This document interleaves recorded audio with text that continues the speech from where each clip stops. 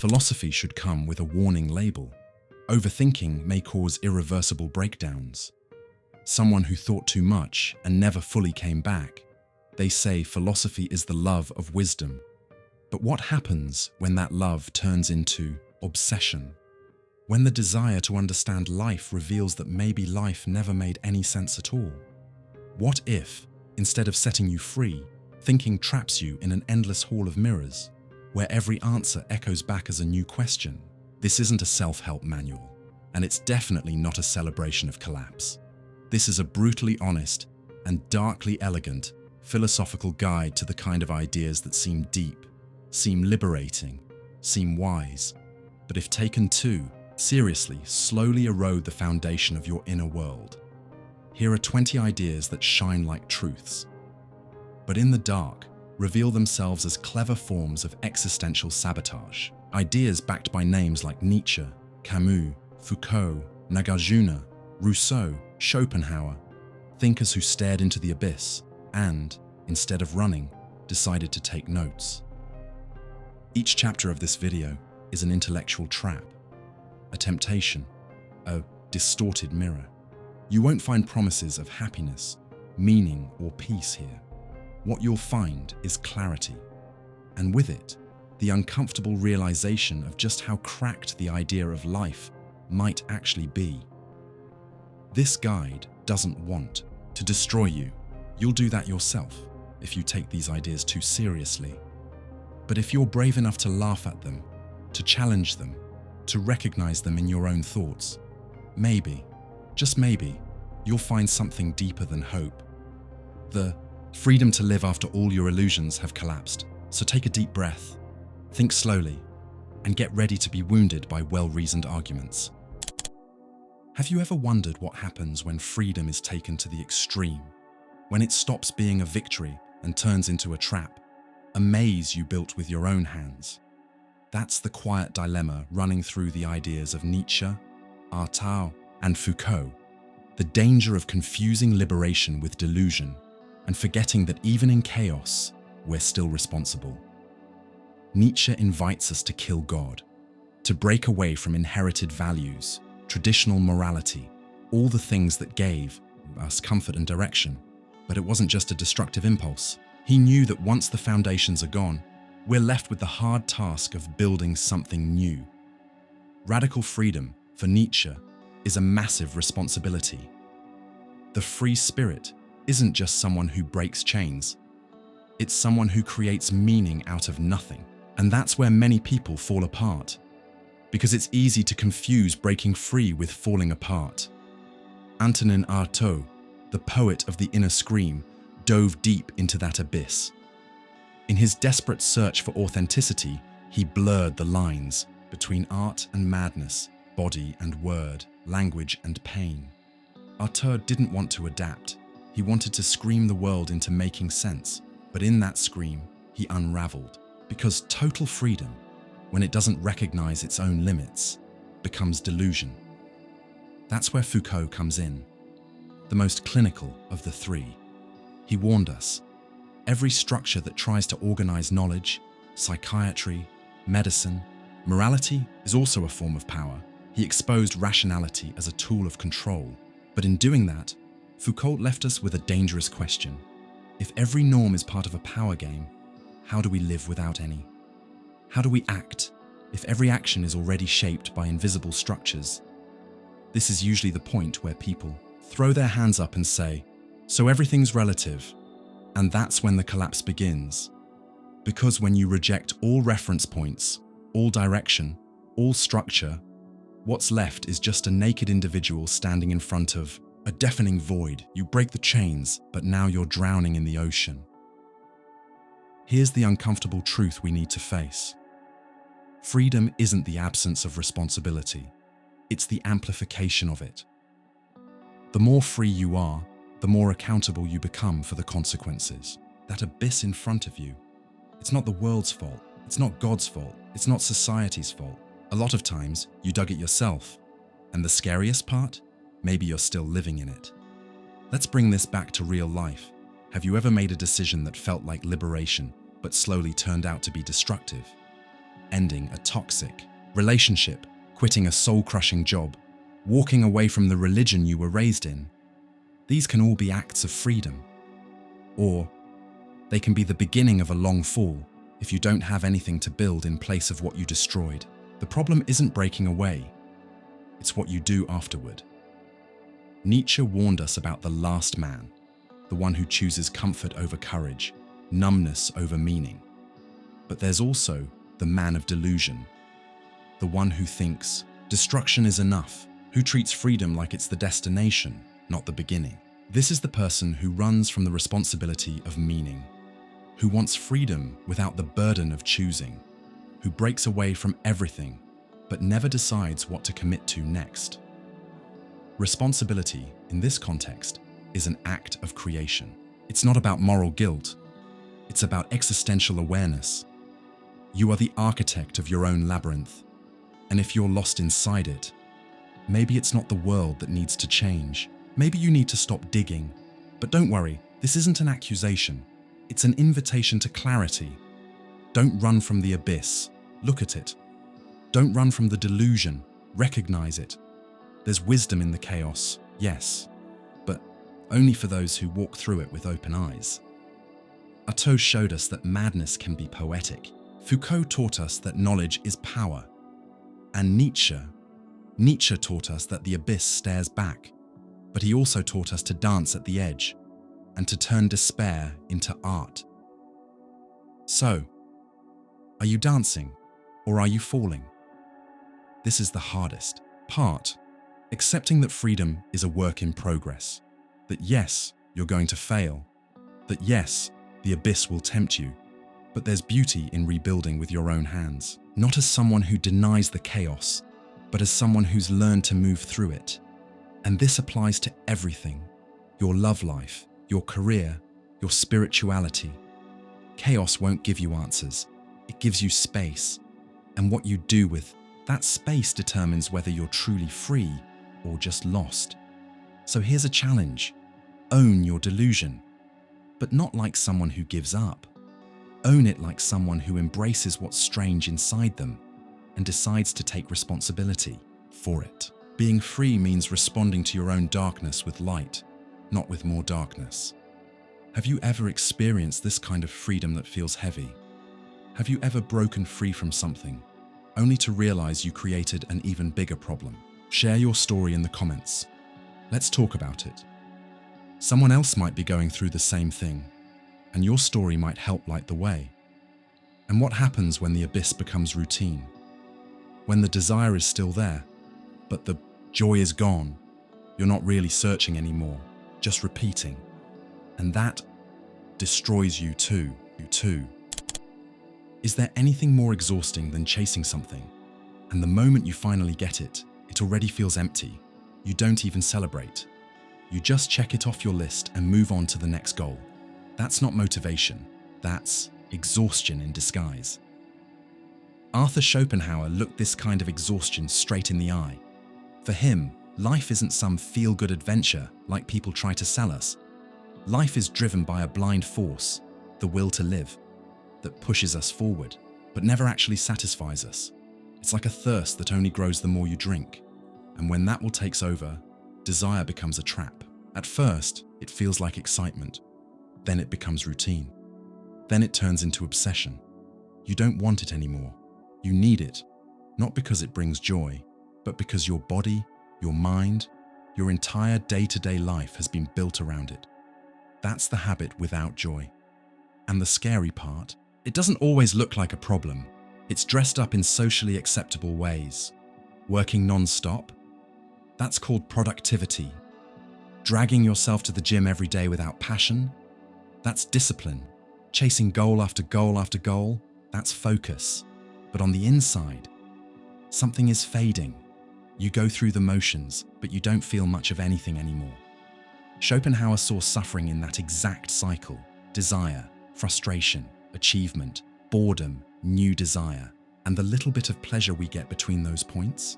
It's brief, unstable, disappointing, like a spark that fades before it warms you.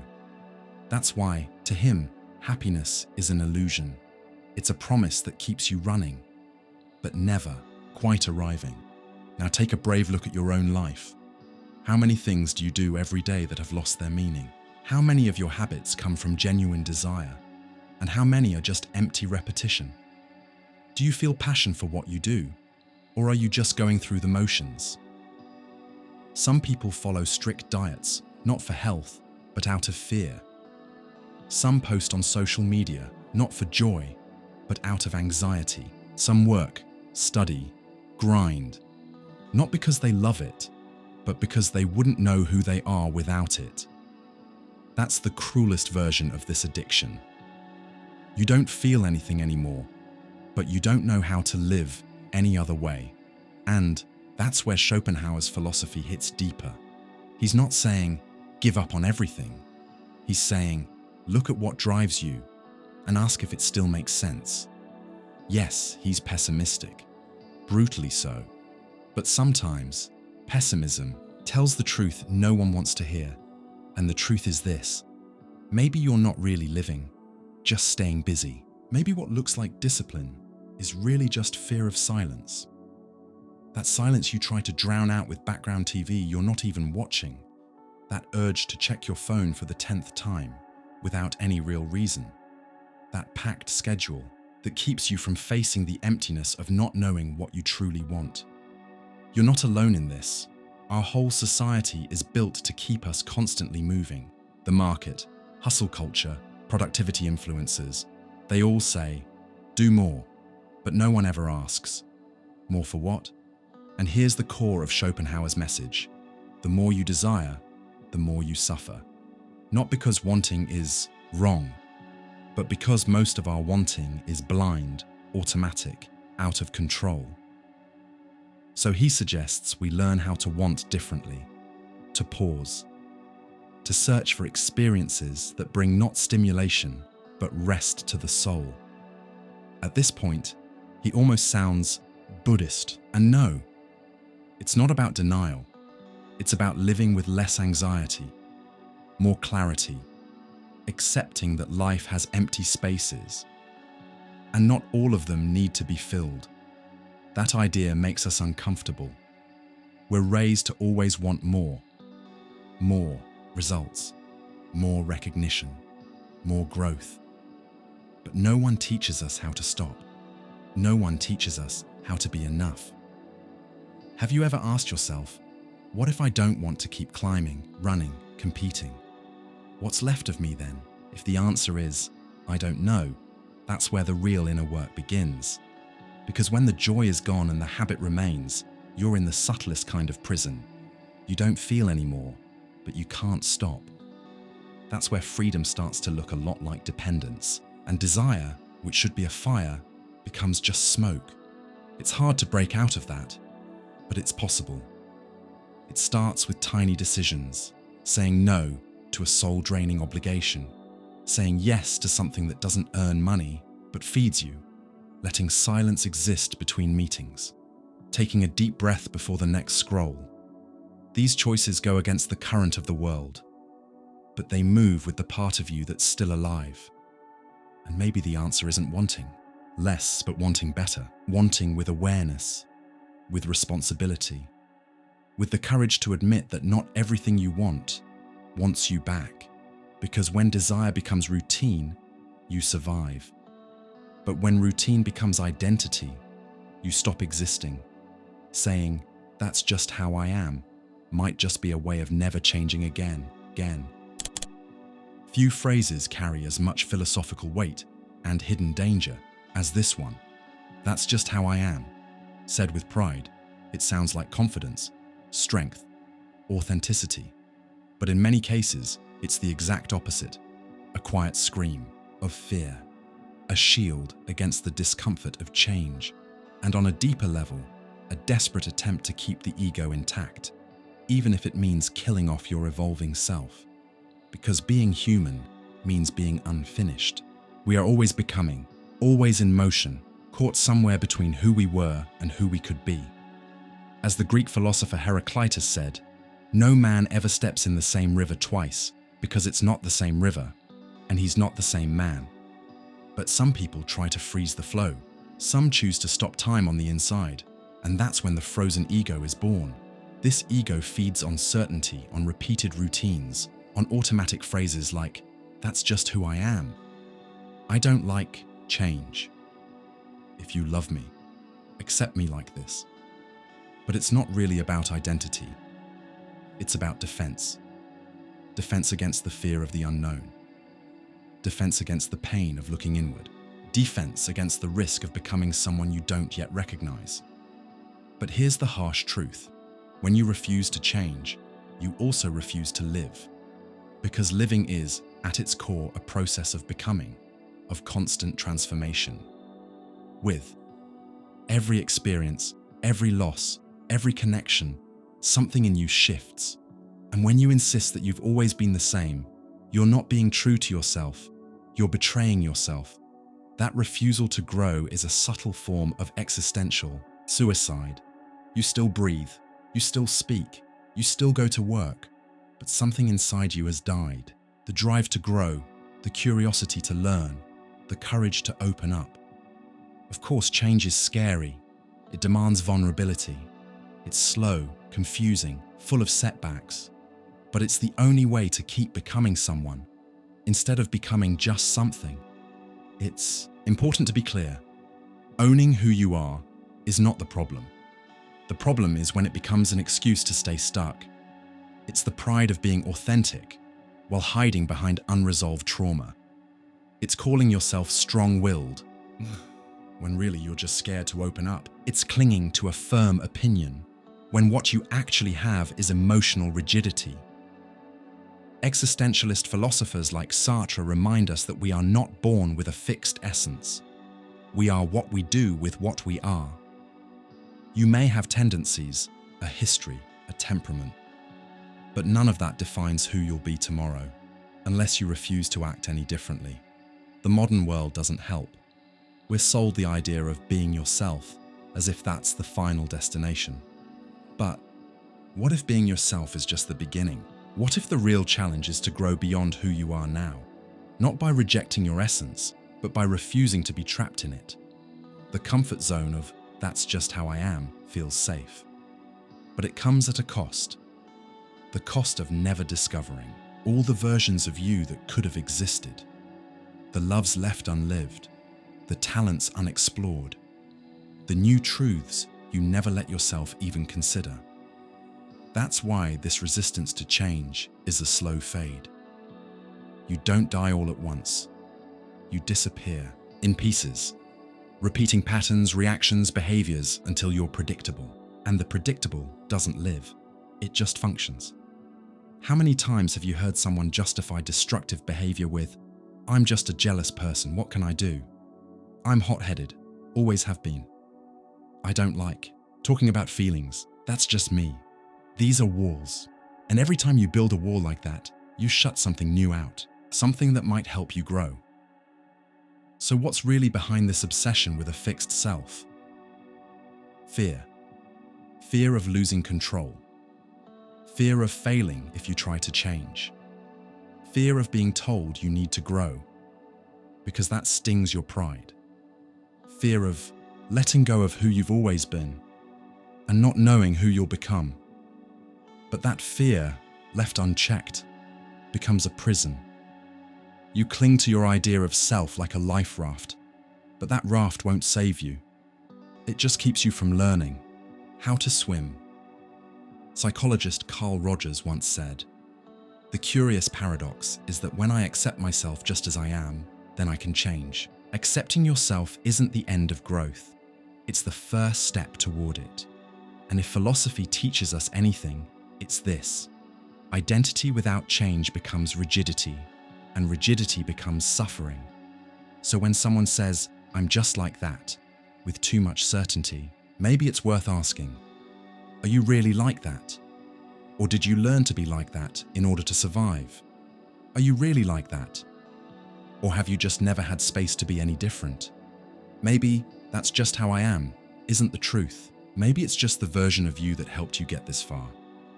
But now that you've grown, maybe it doesn't fit anymore. Do you have the courage to let it go? Of course, Change doesn't mean abandoning who you are. You don't have to become someone else to grow, but you do need to allow new movement. You need to question that voice that says change is fake. Because really, what's fake is living your whole life trapped in an identity that's already expired. So here's your invitation. Look closely at the places where you repeat yourself the most. Notice the behaviors you defend with, "That's just who I am." And ask yourself, is this protecting me or limiting me? It might hurt to realize you've been holding yourself back, but that pain, it's the first step toward freedom. Don't be afraid of change. Be afraid of not changing. Because the day you convince yourself you're done is the day you start dying while still alive. Now tell me in the comments, what part of you resists change the most? And why? Let's reflect together. No judgment, just courage. If this video spoke to you, like it, share it. And if you want to keep thinking deeply with us, hit subscribe. Here, philosophy isn't about fitting you into a mold. It's about freeing you from every mold. And remember, when you cling to who you were, you block who you could become. Calling that identity is just a pretty name for staying stuck. We live in the age of forced uniqueness. You have to be special. A powerful story, a rare talent, an original aesthetic. Being average now feels like failure, and being special is a quiet obligation. But what happens when the quest to be different becomes so intense that you end up just like everyone else, desperately trying to stand out? That's the bitter irony of our time. Authenticity has become just another market trend. Everyone wants to be noticed. Everyone wants to be seen. But the louder people shout, "Look at me," the less they really have to say. And this trap isn't just a modern one. It has deep philosophical roots. Rousseau and the birth of the self as performance. Back in the 18th century, Jean-Jacques Rousseau already warned us about this kind of vanity, constant comparison with others. In The Natural State, he said, people are simple and authentic, but life in society corrupts that purity, because we start seeing ourselves through the eyes of others. And what does that create? An obsession with image, the need to seem smarter, deeper, cooler, more special. But this kind of special isn't built from the inside. It's shaped by expectations. It's performance, not essence. It's a curated self, designed to impress, not to be true. Nietzsche and the nihilism of the inflated ego Nietzsche warned about this too. Instead of simply living, modern individuals feel they must be seen living. They must be recognized as unique, and that creates a paradox. Individuality becomes dependent on external approval. What should be freedom becomes a trap. You create a persona that you have to keep up, even if it no longer makes sense. And with that, you drift further from the becoming that Nietzsche valued so much. Nietzsche spoke of the Übermensch, the one who creates their own values, who affirms life with courage. But today, we have the display self. Fragile, self-absorbed, addicted to applause. People try so hard to seem different, they forget how to be real, because authenticity isn't about crafting a style. It's about having the courage not to please. It's being okay with being ordinary, without shame, but nowadays that almost feels impossible. Byung-Chul Han and the Tyranny of Positivity. South Korean philosopher Byung-Chul Han pushes this critique further. He says we live under the pressure of performance. It's not enough to be good. You have to be extraordinary. Not enough to do well. You have to be innovative. Not enough to just exist. You have to stand out. And here's the twist. It's no longer external tyrants forcing that pressure. It's you. You're the one pushing yourself. You've become your own marketing project. That mindset kills authenticity, because now you can't mess up. You can't pause. You can't explore without broadcasting it. You have to be someone all the time. Someone worthy of likes, admiration, envy. And the more you try to prove you're different, the more you lose yourself. The trap of constant comparison. Wanting to be special isn't the problem. The problem is when that desire comes from outside, from comparison. You measure yourself by others. You compete with stories that aren't even real. You compare your quiet with someone else's highlight reel, and when you can't keep up, you feel like you're not enough. How many times have you looked at someone's life on social media and thought, why am I not like that? Why don't I have that glow? Why is my life so ordinary? Here's the truth. Life is ordinary, and that's where the beauty is. But you've been trained to reject it. The chase to be special makes you ignore the simple things, and the simple things are what actually keep you grounded.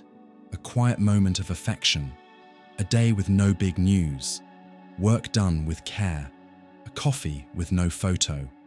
But none of that builds a special identity, so you abandon it in favor of something more postable, and that's when your uniqueness becomes hollow.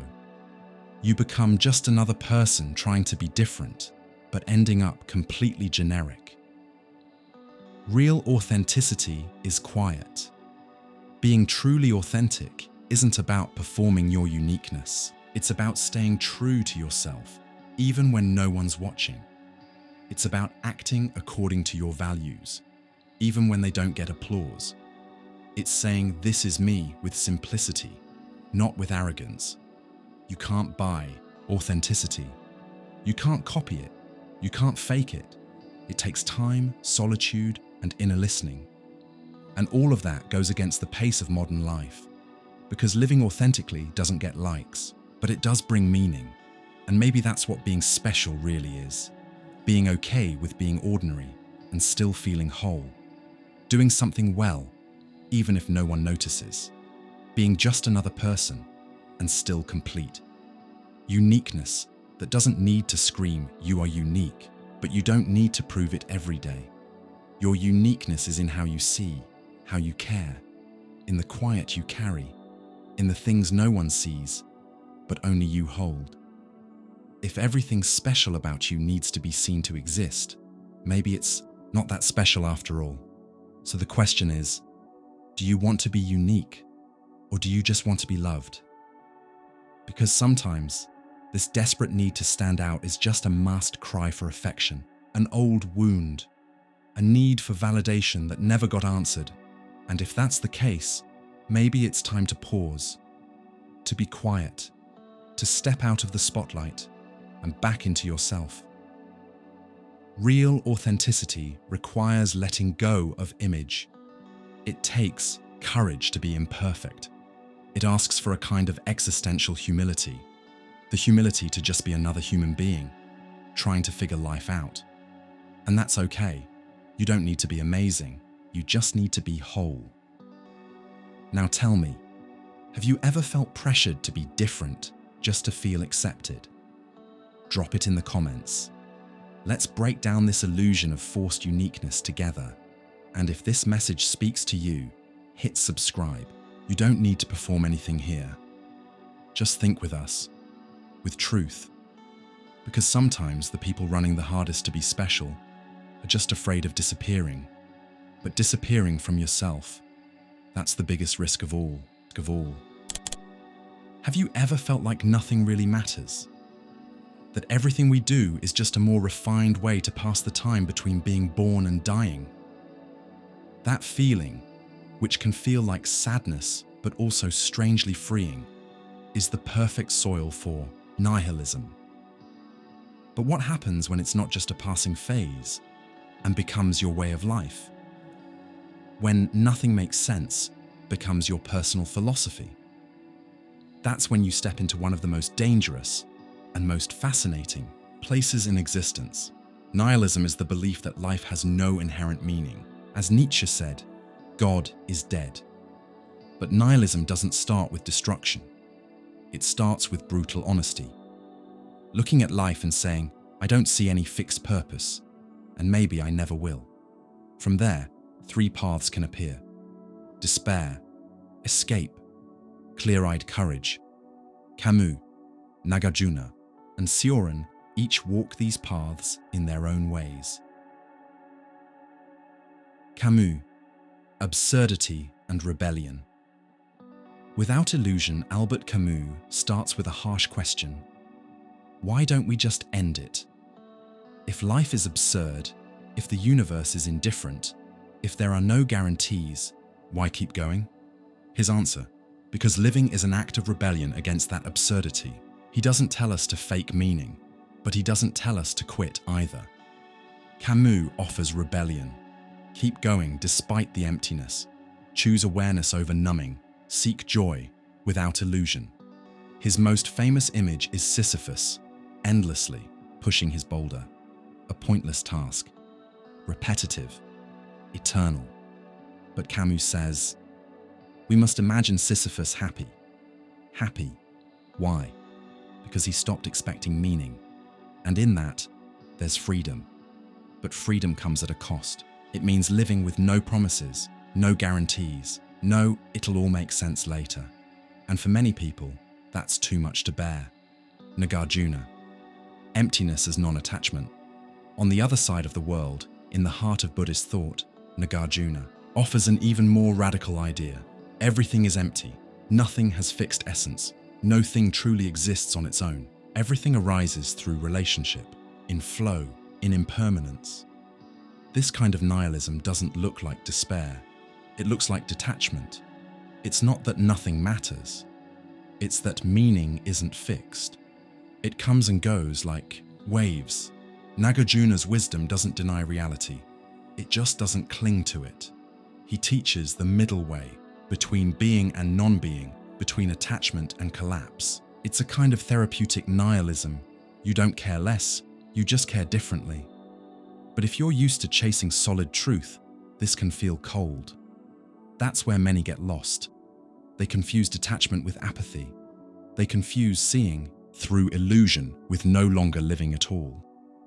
Kyoren, nihilism as style, and wound, then comes Sjören, maybe the most honest and most savage of the thinkers of nothingness. He's not here to comfort you. He offers no peace. He writes like someone bleeding and still manages to smirk. For Kyoren, nihilism isn't a philosophy. It's a symptom. It's what's left when all the ideas fall apart. When you've seen too much to believe in anything, not God, not history, not humanity, not even yourself. And yet, he doesn't take his own life. He doesn't go silent. He writes. With brutal clarity, strange beauty, and biting irony, because there's a kind of dignity in continuing to think when thought no longer saves you. The fru, temptation of nothing. Living for nothing can feel like freedom, but it can also be a form of escape. If nothing matters, why bother? Why love if everything fades? Why care if everything dies? Why create if it all disappears? That's where practical nihilism starts. You don't pretend, you don't engage, you don't care. You watch the world burn and just shrug, not out of cruelty, but because something inside you has already given up. That's not wisdom, it's exhaustion. It's clarity that turned into numbness. The line between clarity and giving up, this is a tricky place. Yes, we need clarity. We need to see that the world doesn't owe us meaning, but that doesn't mean we stop acting. Because meaning isn't something you find, it's something you create. Even if everything is temporary, how you move through the world matters. Even if everything fades, the way you care now still has value. The mistake of pure nihilism is assuming that if nothing lasts forever, nothing's worth it. But maybe the opposite is true. Because nothing lasts, everything is precious. Today's touch. A small gesture, a kind word, a forgotten moment of real presence. They won't save the world, but they resist the collapse of it. So how do we live knowing everything is impermanent? By accepting it and engaging anyway. Not out of obligation, not because of blind hope, but because of a clear-eyed choice. You don't have to fake meaning, but you also don't have to disappear into indifference. You can live somewhere between Nagarjuna and Camus, light but present, aware of the emptiness, but committed to now. And maybe, like Sioran, even find the courage to laugh at the tragedy while still feeling it deeply. This is the possible ethic in a time of nihilism. Act without guarantee, care without needing ultimate purpose. Choose love, even if love will one day end. That's not weakness, that's strength. Maybe the only real strength we have left. Now tell me, have you ever gone through a time when nothing made sense? And how did you move forward or learn to live with it? Drop it in the comments. Your story might help someone else who's stuck in that same place right now, because maybe someone living for nothing just forgot how to live for something. And sometimes starting over is just choosing a new reason, even if it doesn't last forever. Know thyself. This ancient Greek maxim, inscribed at the Temple of Apollo at Delphi, became a cornerstone of Socratic philosophy. Socrates believed that true wisdom begins with deep self-examination. But what happens when that introspection becomes endless? When the pursuit of self-knowledge turns into an infinite mirror, reflecting everything except peace? In today's world, introspection is trendy. Books, videos, courses, therapy sessions, social media posts, all revolve around the self. But when looking inward stops being a path to growth and starts becoming a trap, we enter the realm of self-obsession. It's seductive, subtle, and corrosive. The myth of Narcissus and the birth of the reflective self. Long before Socrates, there was Narcissus, a figure from Greek mythology who fell in love with his own reflection in a pool of water, unable to pull away until he wasted away. His demise wasn't due to vanity, but because he couldn't escape himself.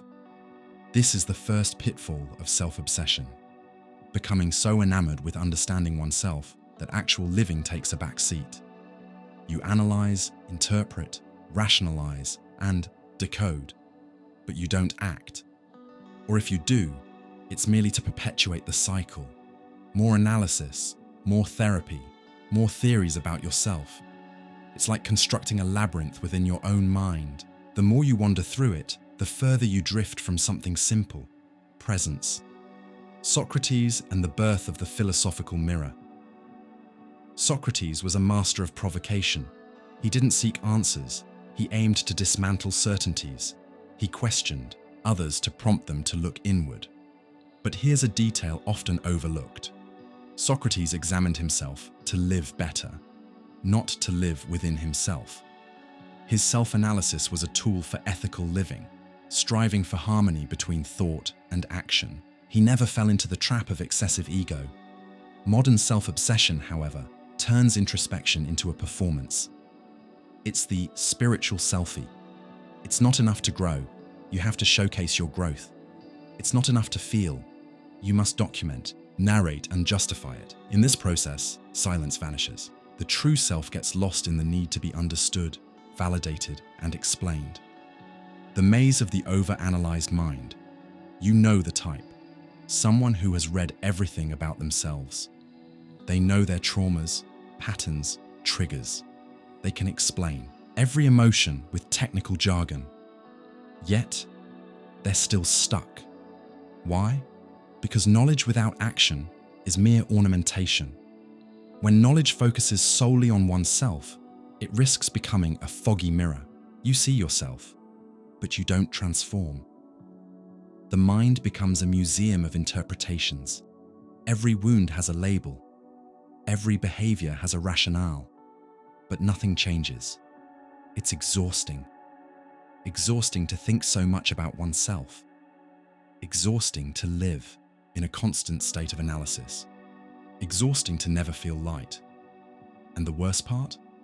This continuous self-analysis starts to suffocate those around you. Relationships turn into therapy sessions. Conversations become monologues. Others become mere characters in your personal narrative. Ego-centered spirituality. The quest for self isn't limited to philosophy. It's permeated spirituality too. Nowadays, many spiritual paths focus less on transcendence and more on self-enhancement. Meditation to boost performance, mindfulness to increase productivity, yoga to manage anxiety. There's nothing inherently wrong with these practices, but there's a subtle deviation. Spirituality becomes a tool to polish the ego instead of dissolving it. You don't seek liberation. You aim to become a premium version of yourself. This leads to an uncomfortable question. Are you truly getting to know yourself, or just refining yourself? The difference between knowing yourself and fixating on yourself. Self-knowledge is vital, but it must lead to movement. Introspection without transformation is vanity. It's accumulating mirrors without ever stepping through them. This is where know thyself morphs into its opposite, a means to avoid change. You say, that's just how I am. I've figured it out. And you use self-knowledge as a crutch to justify everything you don't want to confront. I'm very analytical. I have this attachment style. My sign dictates this behavior. I've done my analysis. It's part of me. Is it truly a part of you? Or have you just stopped trying to change? Self-knowledge as an addiction, yes, an addiction. Because there's a perverse pleasure in talking about oneself, in dissecting one's own pains, desires, and flaws. It's a subtle, intellectualized, elegant narcissism. You distance yourself from the external world, not out of detachment, but due to excessive self-focus, like someone living inside a mirror, oblivious to what's outside, and this affects everything. You become incapable of surrendering, of loving without analyzing the act of loving, of listening without planning your response about yourself. Life turns into a stage. You're the main character. Others are supporting roles in your self-exploration, saga. Gradually, this leads to loneliness, escaping the mirror.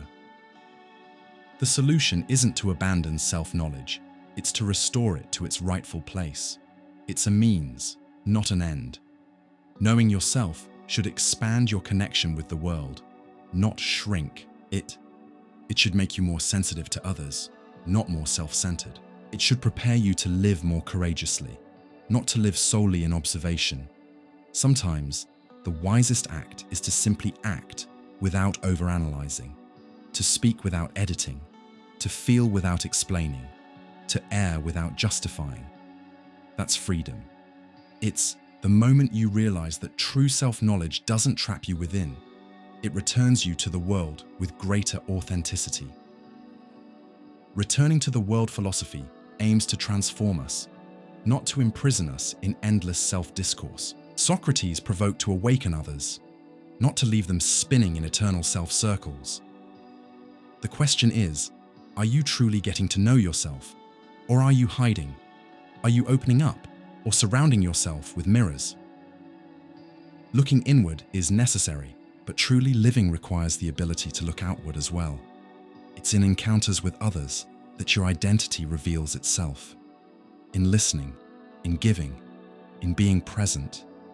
It's when you momentarily forget yourself that you paradoxically become more yourself. Those who only look inward may end up drowning in their own reflection. Self-knowledge is essential, but sometimes stepping outside oneself is even more urgent. There's something undeniably seductive about the idea of revenge. It's born from imbalance, injustice, and pain, and it feeds on the fantasy of payback. But what happens when revenge stops being a reaction and becomes a principle? When it's crafted with logic, style, and philosophical reasoning? That's when we step into deeper territory. Revenge disguised as ethics. It's when the wound becomes more than a scar. It becomes an ideology. Healing isn't enough.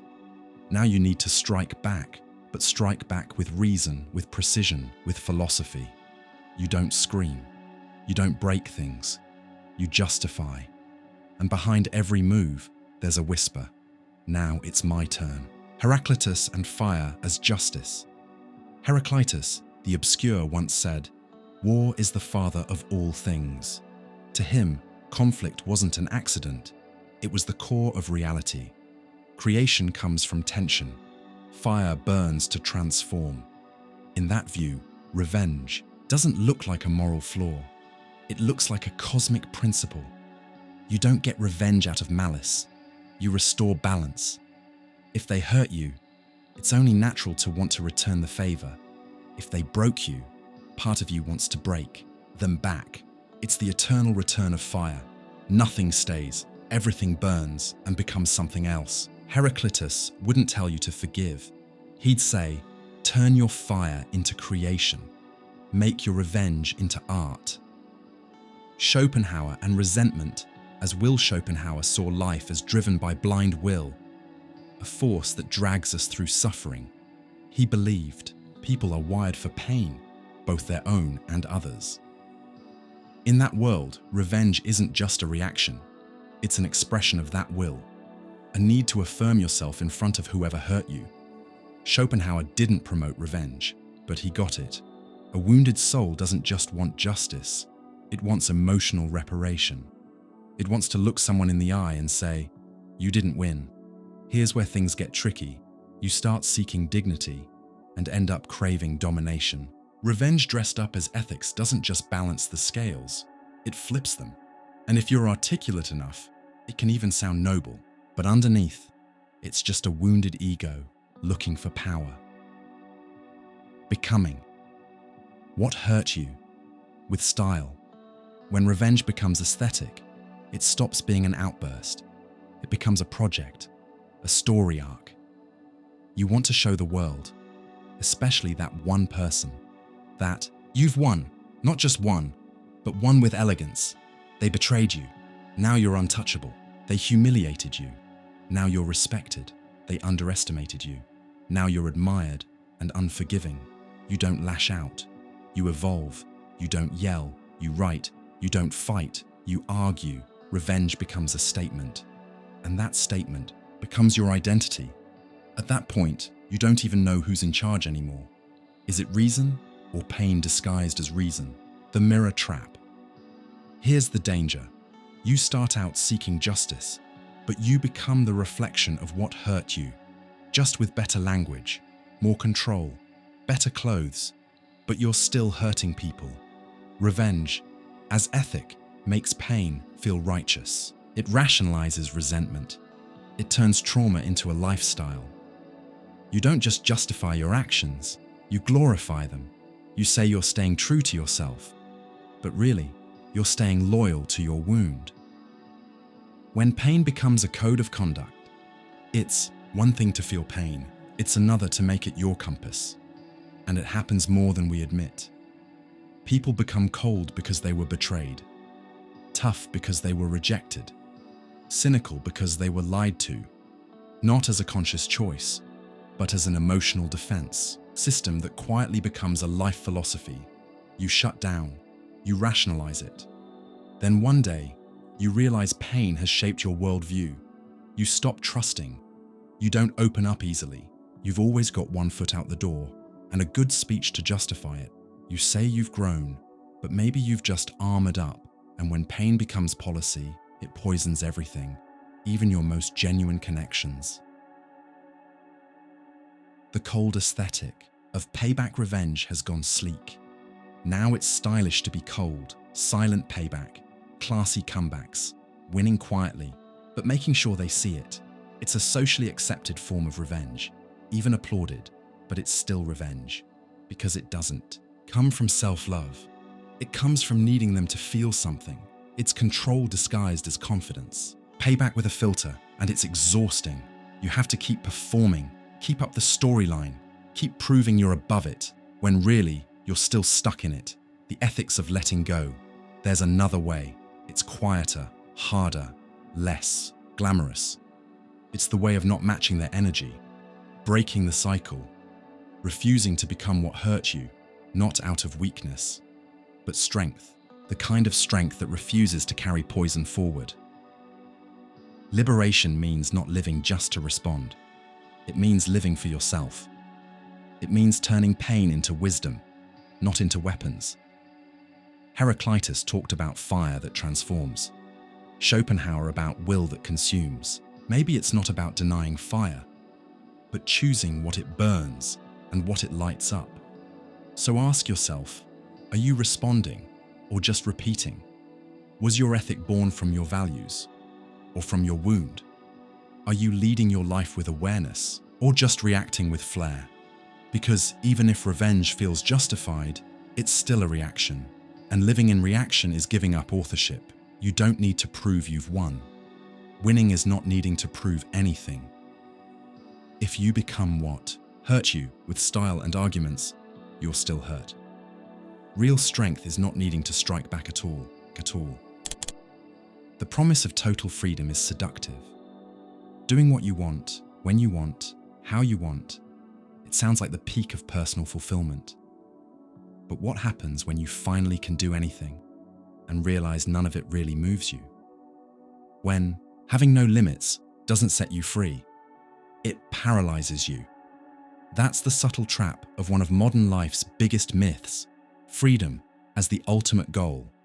But freedom without direction, without purpose, without presence, is just a fancy version of indifference. It's emptiness dressed up as autonomy. And here, two philosophers from completely different worlds meet. Jean-Paul Sartre, the French existentialist, and Laozi, the ancient Chinese Taoist sage. Sartre, the weight of choice. Jean-Paul Sartre is one of the most profound thinkers to explore freedom as the structure of human existence. For him, we aren't born with a preset essence or purpose. We're not given a mission. We are pure freedom, condemned to be free.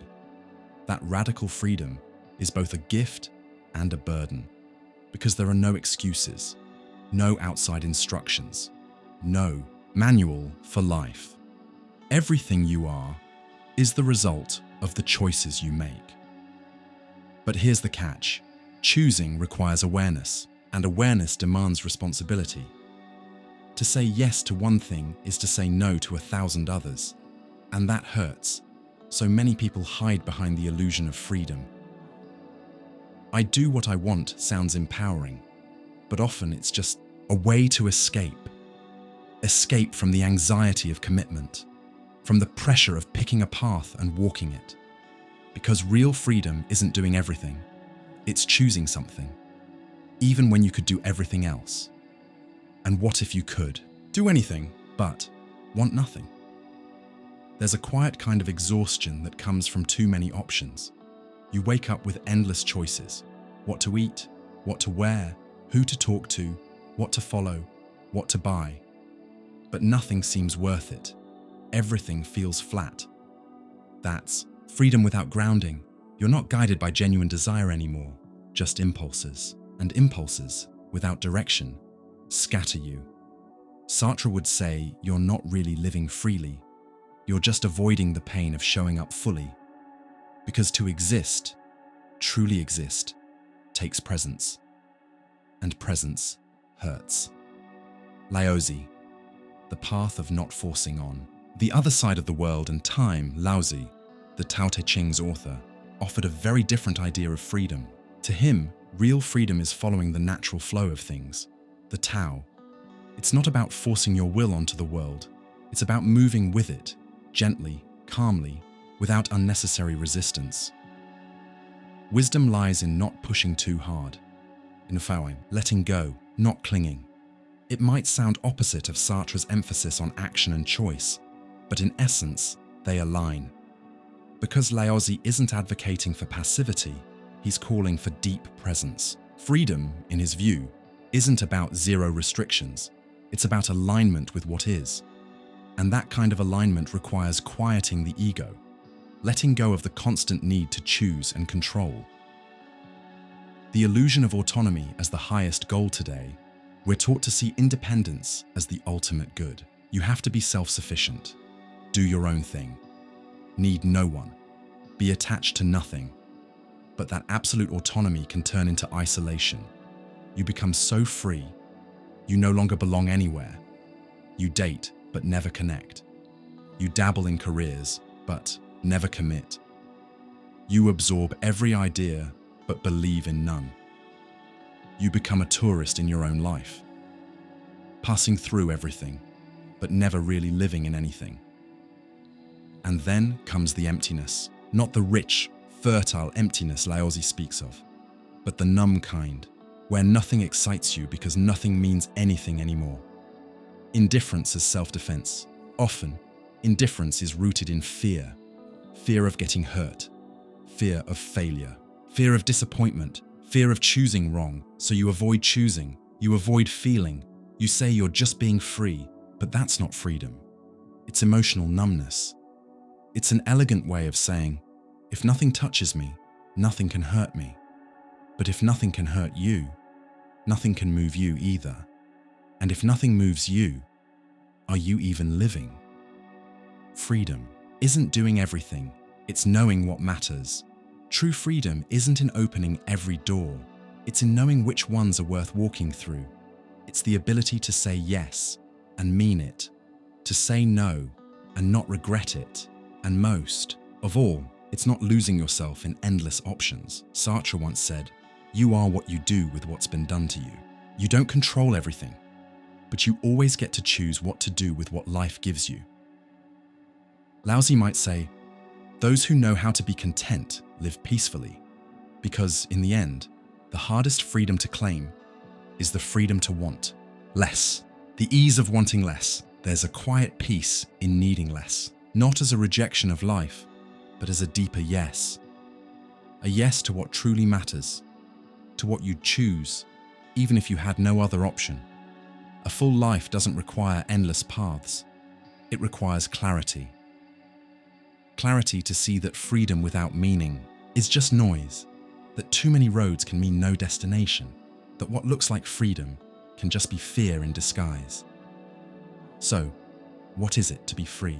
To be free is to have the courage to commit, to not run from the weight of becoming someone, to accept that life demands choices and that each choice means letting go of others. And that's okay. To be free is to give yourself, not to every impulse, but to the beauty of living fully what you choose. Let me ask you this. Have you ever had everything, but still felt empty? Have you ever mistaken freedom for a lack of direction? Doing whatever you want isn't freedom. Freedom is still wanting something when everything starts to feel the same. Overthinking, analyzing, calculating, planning, explaining every emotion with a theory, justifying every impulse with a concept, breaking down your inner world like it's a spreadsheet.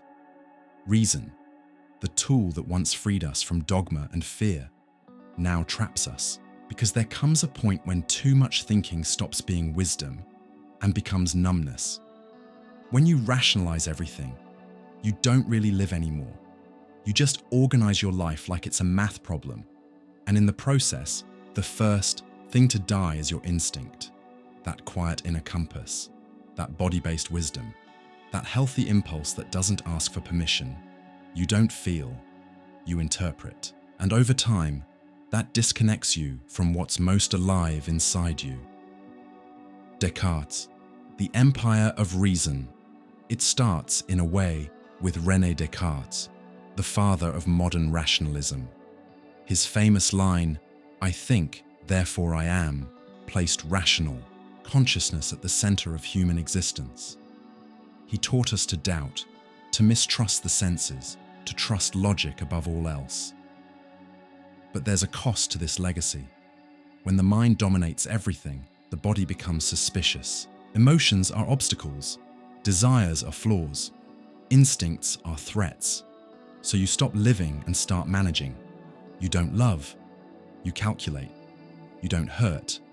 You explain. And that's how cold living begins. Precise, organized, and completely drained of life. Kant, morality without the body. Immanuel Kant took it even further. His moral system is based on pure reason. The right action, for him, is done out of duty, not feeling. It doesn't matter how you feel. What matters is whether your action could be a universal moral rule. Kant places logic at the heart of ethics, but by doing that, he dismisses the body as a moral guide. Desire becomes dangerous. Instinct becomes unreliable. It's a strict ethic, disciplined, clear. but deeply out of touch with what it means to be human. Because if you live by reason but feel no joy, no aliveness, no emotion, is that even living? Spinoza, a possible bridge. Spinoza, on the other hand, offers a way out. He also values reason. But unlike Descartes and Kant, he doesn't separate the mind from the body. For Spinoza, to think clearly is to feel clearly. Mind and body are one and the same, two expressions of the same being. Instinct then isn't a flaw, it's wisdom. Emotion shouldn't be denied, it should be understood. And that understanding isn't about control, it's about liberation. Spinoza offers a kind of joyful ethics, rooted in vitality, presence, and the expansion of what he calls the power to exist. The problem isn't reason. The problem is using reason to escape life instead of using it to understand it more deeply. Modern life as an exile from feeling. But modernity didn't follow Spinoza. It followed Descartes and Kant. It crowned reason as the one true king. And now, we're exhausted. We live in the age of analysis. Everything is explained. Everything is labeled. We have a term for everything except silence. A theory for everything except presence. You feel something and immediately label it. That's my ego. That's my trauma. That's a projection. You love and wonder if it's codependency. You desire and worry it's just emotional need. You suffer and diagnose it with clinical precision. And in all of this, you stop actually feeling. You know the name of the emotion, but not the emotion itself. You identify your triggers. But don't listen to what they're trying to say. You've become your own analyst, but no longer your own friend. Instinct is silent intelligence.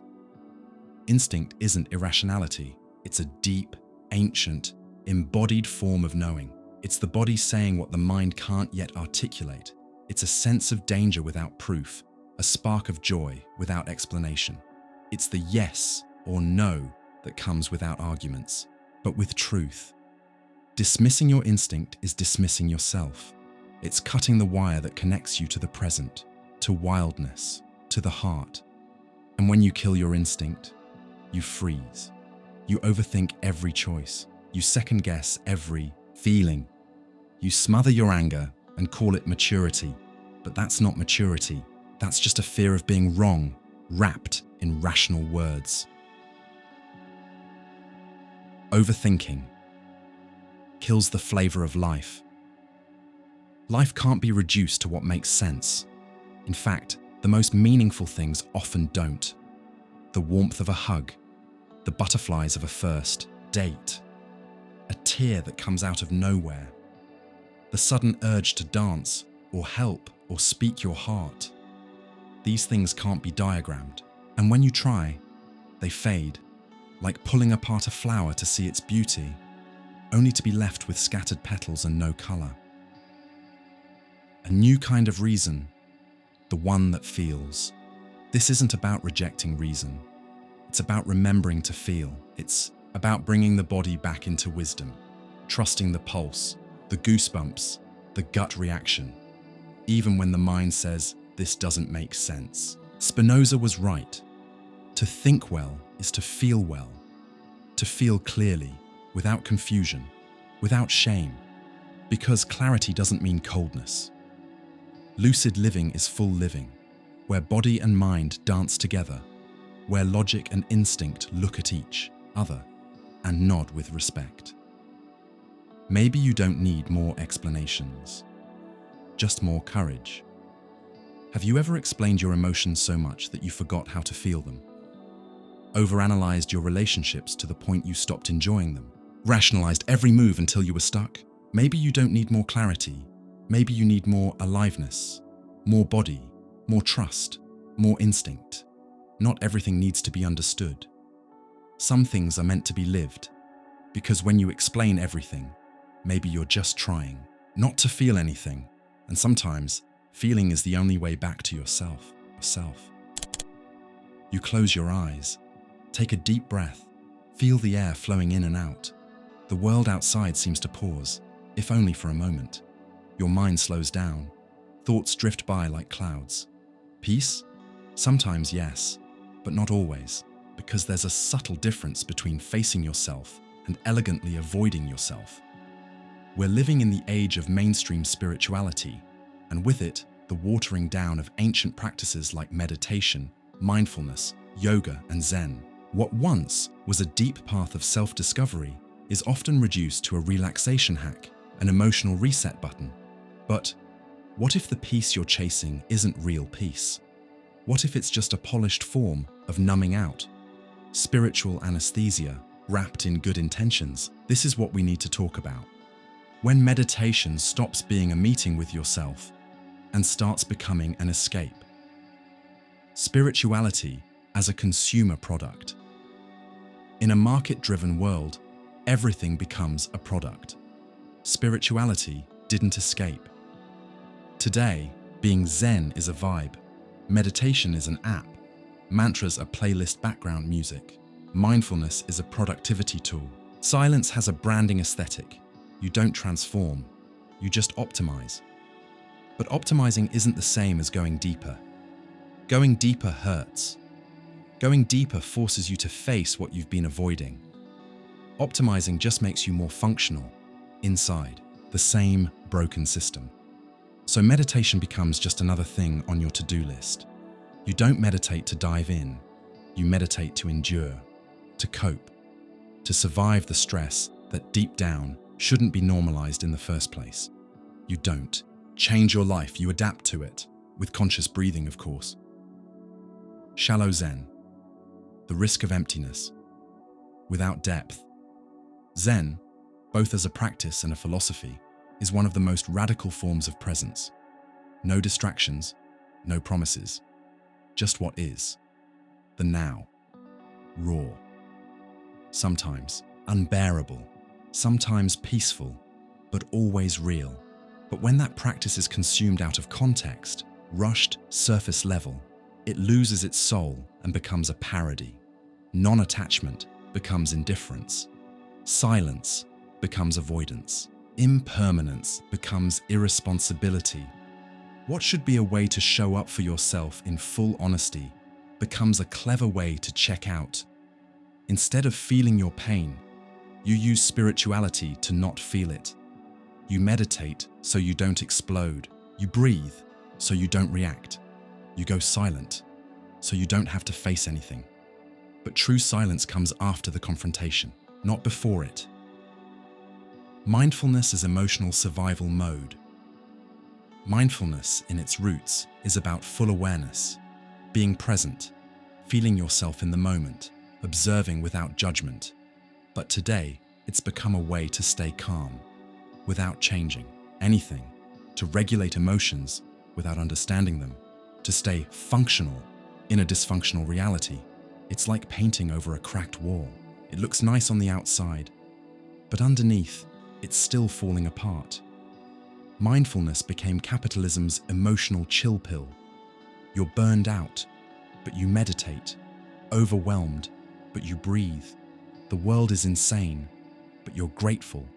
And is that enough? Anesthesia disguised as growth.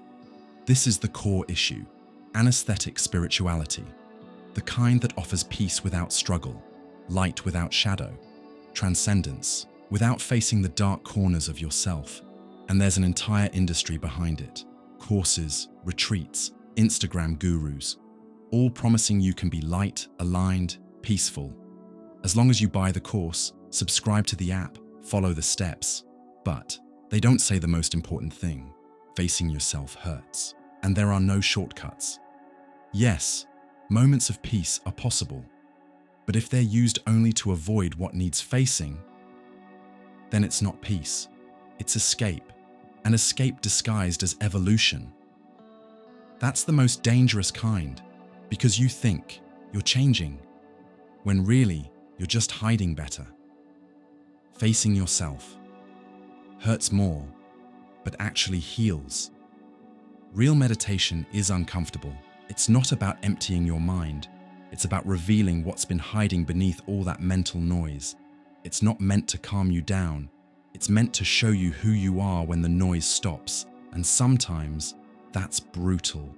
Repressed anger, buried sadness, fear you've labeled as overthinking, anxiety you've rationalized but never fully felt. These things come up when you sit in silence honestly, and that's when the real work begins. It's not about holding the posture. It's about holding what shows up. Not about repeating a mantra. It's about letting that mantra shake something loose inside you. The practice that truly transforms you doesn't soothe. It strips you bare. It makes you question your relationships, your patterns, your choices. It doesn't comfort you. It unmasks you. Then, maybe, you find peace. But it's the kind of peace that comes after war. The peace that begins once you stop running. The kind of silence that speaks the truth. There's a silence that's empty, and there's a silence that's full. The first is escape. The second is connection. When you meditate just to feel good, you create lifeless space. But when you meditate to be with everything that shows up, you create space for truth. Spirituality isn't a place to run from pain. It's where you sit next to it. Sometimes just to keep it company, without rushing to heal it, without needing to understand, just being. That just being is revolutionary, because you stop trying to manipulate the experience. You start letting it in, not to fix it, not to fix yourself, just to be. And strangely enough, that's what changes you. The trap of being spiritually correct. Some people won't allow themselves to feel anger because they already meditate. They don't cry anymore because they've transcended. They don't say no because they've forgiven. That's not spirituality. That's repression dressed in good intentions.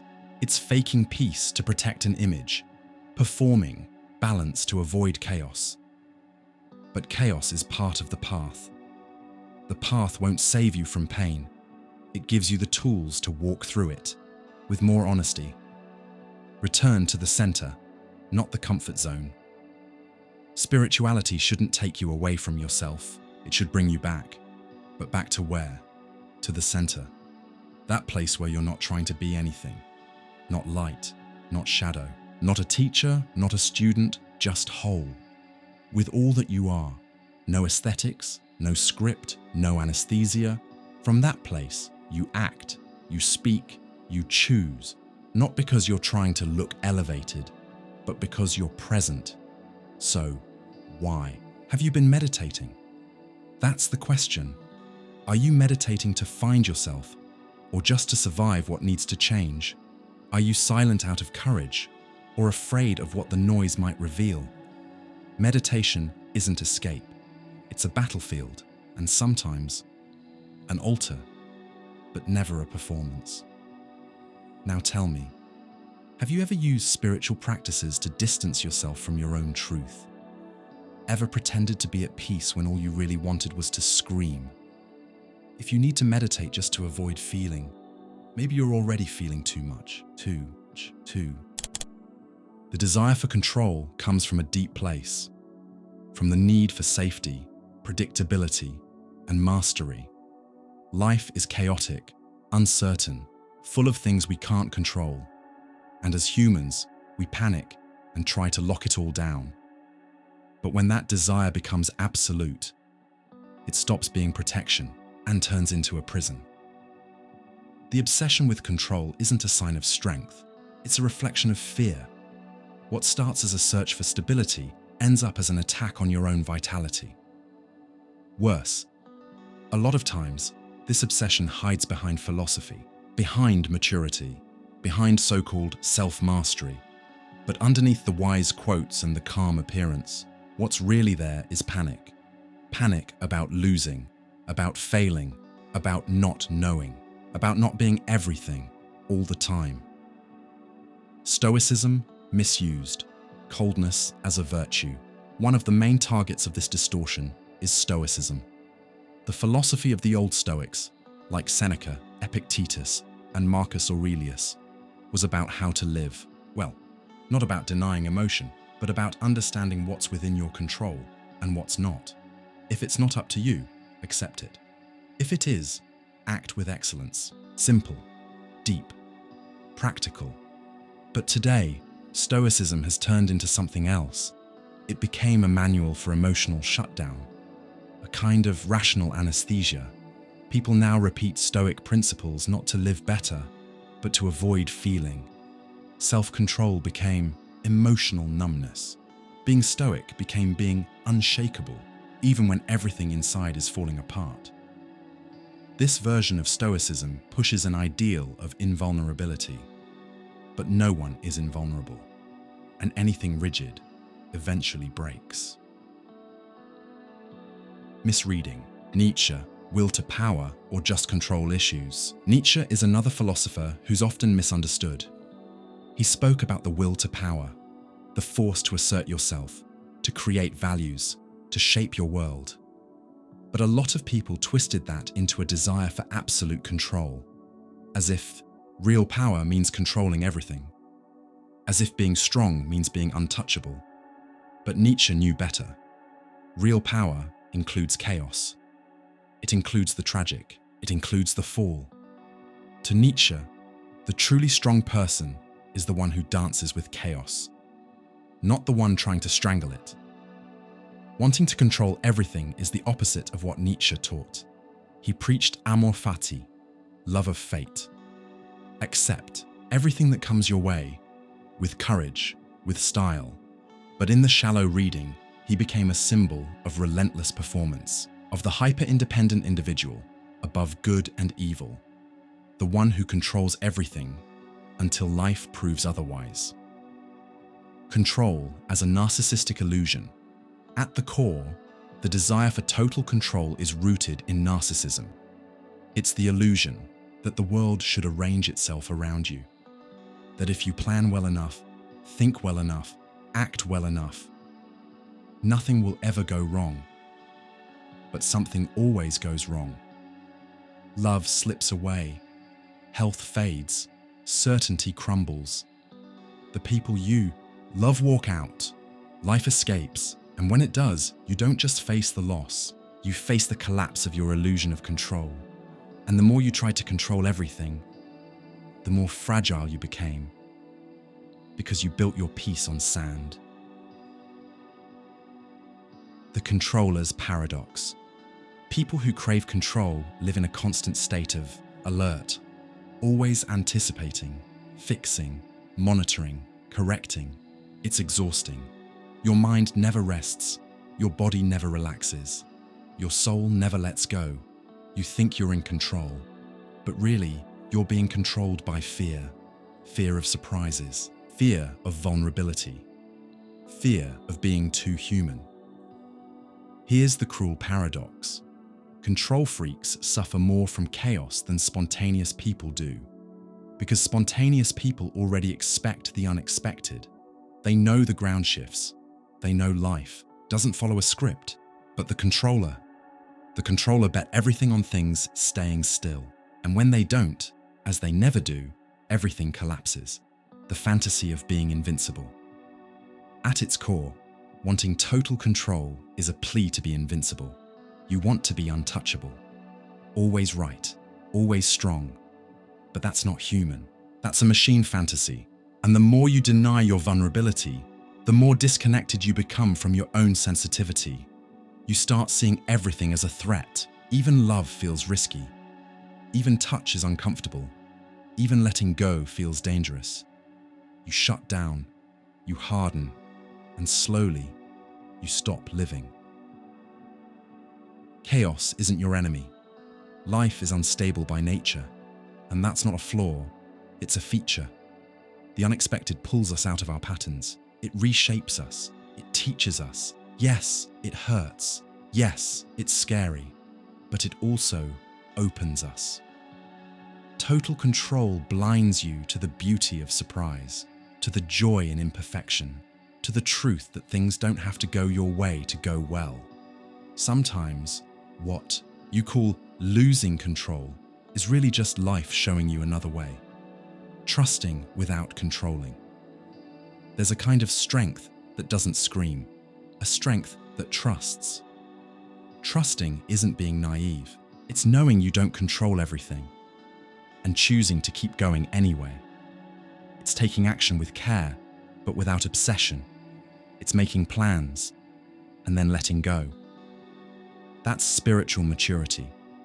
The balance between intention and surrender, between responsibility and openness, between action and acceptance. You do your part and release what's not yours to hold. The freedom of not having to control everything. When you release the need to control everything, something unexpected happens. You feel more free, more light, more alive. You allow yourself to make mistakes, to change your mind, to love, even without guarantees, to live, even without knowing how it all ends. And that freedom isn't chaos. It's trust. Trust in your ability to handle what comes, to adapt, to start again, to not know, without falling apart. The strength of letting go. So here's the uncomfortable truth. You never had total control, but you can have total presence. You can take full responsibility for your choices without pretending to control the outcomes. You can act with courage, even when you don't know how things will turn out. And that is way stronger than being in control, because that's real, that's human, that's possible. Have you ever tried to control life so much that you lost the joy of actually living it? Have you ever been frustrated that something slipped away, only to realize it was you who was trapped? The more you try to control everything, the more life slips through your fingers. And sometimes what you call losing is just freedom arriving. Beauty is seductive. It catches the eye, grabs your attention, promises meaning. Since ancient times, it's been linked to truth, goodness, and the divine. But what happens when beauty stops being a path and becomes the destination? When form overshadows substance, when the shine of appearances dims the depth of being. We live in an aesthetic age, but not aesthetic as in art, aesthetic as in obsession. We live to be seen, to attract, to maintain an image that shields us from the fear of being ordinary, flawed, temporary. And that's when beauty, instead of setting us free, begins to trap us. Plato, beauty as a bridge. To the eternal Plato may have been the first to treat beauty as something sacred. To him, visible beauty, bodies, objects, art, was just a reflection of beauty itself, an eternal, perfect, unchanging ideal.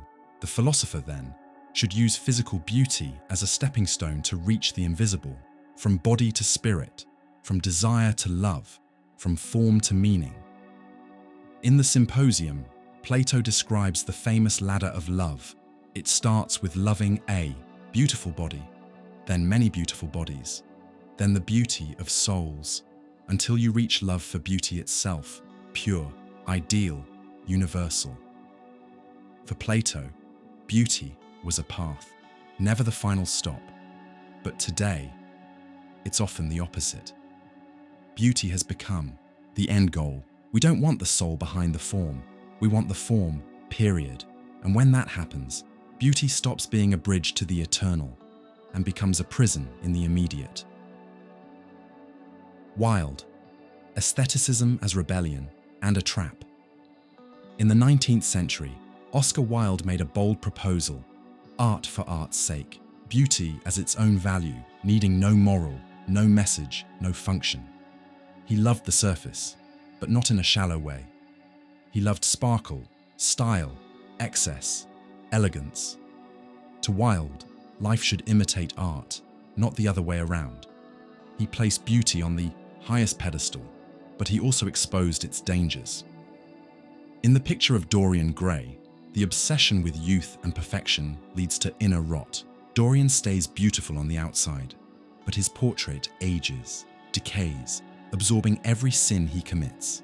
It's a brutal metaphor. The more you idolize form, the more your soul decays. Wilde knew this. That's why his love of beauty came with irony. He wasn't naive. He knew a life built just to look good doesn't hold up. Baudelaire, finding beauty in the ugly. Charles Baudelaire, the cursed poet, went even deeper. In The Flowers of Evil, he showed beauty can rise from the grotesque, the tragic, the filthy. He found beauty where no one dared to look, in addiction, in pain, in melancholy, in ruin. For him, beauty wasn't about harmony, it was about tension, not about perfection, but contrast, not order, but drama. Baudelaire reminded us that real beauty isn't clean, it's messy, it's raw, it's alive, and that's the kind of beauty that sets you free, the one that doesn't demand a mask, but reveals what's underneath. When form becomes a tyrant. But our culture seems to have forgotten all that. We live in the age of filters, cosmetic tweaks, minimalist aesthetics, curated perfection. Everything is edited, bodies, faces, even feelings. And beauty, once a quest for the sublime, becomes just another form of control. You can't age, can't mess up, can't look tired, can't be ordinary. Beauty became a standard. Worse, it became a requirement. And when form becomes the center of your life, life itself becomes shallow. You look in the mirror and see a reflection, but no presence, no story, no truth, just an image trying to survive. Aesthetic as a substitute for meaning. When life lacks meaning, we chase beauty. When the inside is in ruins, we decorate the outside. When we no longer know what we feel, we focus on looking like we feel, and that's understandable. Beauty soothes, it creates order, gives shape to chaos, but it doesn't heal. Aesthetic without depth is just a painkiller. It protects, but doesn't fulfill. And those who live just to look good often feel more and more empty. Because deep down, we don't just want to look beautiful. We want to be seen, truly seen, loved, whole, even when imperfect. When the pursuit of beauty hurts, worshipping form hurts, it pushes your body to extremes, demands your soul to never fail, turns your relationships into image-driven transactions, not real connection. You start molding yourself to fit, dress to please, smile to be accepted, post to be validated. Every gesture becomes a performance, every feature an identity, every image a trap. And the question remains, if they took away all your filters, would you still recognize yourself? What is beauty, really? The kind of beauty that heals isn't the kind that stuns. It's the kind that reveals, that makes you feel something real, that shakes your gaze and expands your perception. It's not symmetry, not perfection. It's presence, intensity, contrast. Plato would say, beauty should lead us to what's invisible. Wilder would say, beauty is art, and art doesn't apologize. Baudelaire would say, beauty lives in the wound, if you're brave enough to look. And maybe we, today, need to learn how to see again. Not just what's beautiful, but what's real. Beauty as a consequence, not a goal. When beauty is the result of being whole, it moves us. But when it's manufactured to hide emptiness, it wears us out. You can be beautiful without being shallow, aesthetic without being fake. You can take care of yourself without erasing yourself. But you have to start on the inside, with love, with meaning, with real values. Because beauty, when it comes from truth, is light. It doesn't oppress, it doesn't demand, it just blooms. And you, tell me this, have you ever felt pressured to look like more than you really are? Have you ever confused form with worth? Have you ever felt not beautiful enough, physically, emotionally, or spiritually? Drop it in the comments. Let's break down this modern altar of perfection together. Let's search for a new kind of beauty, one that includes, that feels, that can't be sold. Hit share, subscribe to the channel. Here, philosophy isn't a mirror for vanity, it's a mirror for truth. When you worship form, life turns into surface. But real beauty is always just beneath the skin, where only the soul can see. At the core, every human being wants security. But that security doesn't always come from reality. So we chase after certainty, fixed truths, definitive explanations, unquestionable rules. Certainty is comfortable, solid, predictable. It gives us a sense of control in a world that's naturally unstable. But when our search for certainty becomes a refuge instead of a tool, it starts doing the opposite of what it promises. Instead of protecting us, it traps us. Certainty, as an escape, is a quiet temptation. It doesn't scream, it doesn't make a scene, but slowly, it numbs the mind. Because when everything's already decided, there's nothing left to question. And where there's no more doubt, there's no more philosophy. Logic as an emotional shield. We live in an age where reason has been turned into a savior. Logic, coherence, objectivity, structure. All of these matter, yes. But when logic becomes a shield against uncertainty, it stops being a search and starts becoming a defense mechanism. The rational mind, when used to understand, is a light. But when used to avoid feeling, it becomes denial. You start organizing your emotions like math problems, explaining your pain like it's a technical issue, analyzing your relationships with clinical detachment, and while it may look like maturity, often it's just fear pretending to be clarity. You're not really thinking, you're hiding behind thought. Logical fundamentalism, when reason becomes dogma. Just like religious fundamentalism, there's also rational fundamentalism. It's the belief that everything must make immediate sense. Everything must fit neatly into categories. Anything that doesn't fit into classical logic is dismissed as irrational, useless, or woo-woo. This way of thinking creates a person who can't tolerate ambiguity, someone who needs to have an opinion on everything, who needs to win every debate, who needs to be right, always. Truth becomes property, and thinking becomes a battlefield, not a discovery. The irony, this obsession with certainty, kills the core of philosophy itself. Because philosophy begins when you say, I don't know, when you dare to ask, when you're willing to live with uncertainty. Existential dogmatism, when life becomes a fixed belief. But the problem isn't just intellectual, it's also in how we live. There's a way of living that's deeply dogmatic. You decide what you believe and never question it again. You decide who you are and never allow yourself to grow. You build a set of ideas about yourself, the world and others, and repeat them like unbreakable mantras. That's just how I am. People are all the same. Love isn't real. Success is everything. These aren't just beliefs. They're emotional trenches. You hide inside them, because if you stepped out, you'd have to face uncertainty. You'd have to think again. You'd have to change, and change takes courage. It means leaving the comfort zone. Certainty tells you who you are. Doubt asks you who you're becoming. Most people choose the first, because the second one hurts. Doubt as necessary discomfort. But doubt, as uncomfortable as it is what keeps you alive inside. It keeps you from becoming a machine, from becoming a dogma, from falling asleep inside your own ideas.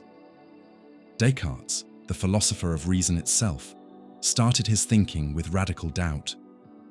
What if everything I believe is wrong? Only after tearing it all down could he rebuild from truth. That is the spirit of true thought, not running from doubt, but standing inside it with integrity. Nietzsche also warned, beware of so-called eternal truths, because most of the time, they're just laziness that hardened into belief.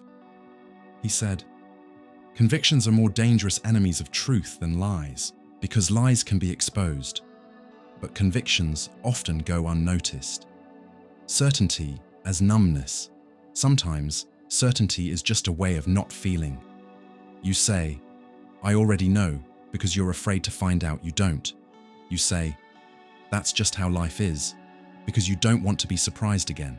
You repeat empty phrases because open questions are terrifying. And it seems like strength, but it's really fragility hiding behind heavy armor. You become rigid, unshakable, but also closed off, unable to deal with the complexity of the world. Yes, doubt is uncomfortable, but too much certainty blinds you, even from yourself. You stop thinking and just start repeating. Living with doubt. Living with depth. Real doubt isn't paralysis, it's movement. It's where your soul breathes. It's in doubt that you grow, that you rethink, rebuild, relearn. Doubt invites you to listen, to slow down, to let go of the arrogance that says, "I've got it all figured out." And more importantly, doubt reconnects you with others. Because when you doubt, you ask, and asking brings people closer. Certainty divides. Doubt builds bridges. The wisdom of not knowing. The greatest thinkers have always valued doubt. Socrates, with his famous line, "I know that I know nothing," wasn't being cute. He understood that real wisdom starts with humility, with being open to not knowing, with being willing to be transformed. Certainty gives you comfort. Doubt gives you depth. Certainty makes you look wise. Doubt helps you become wise. And that makes all the difference. The freedom of not needing to be right. Living with doubt also brings a kind of lightness, because once you let go of needing to always be right, you can learn, you can listen, you can change your mind without guilt, you can grow. Doubt doesn't shrink you, it expands you. Now tell me, have you ever realized you were hiding behind a certainty, just so you wouldn't have to question something inside yourself?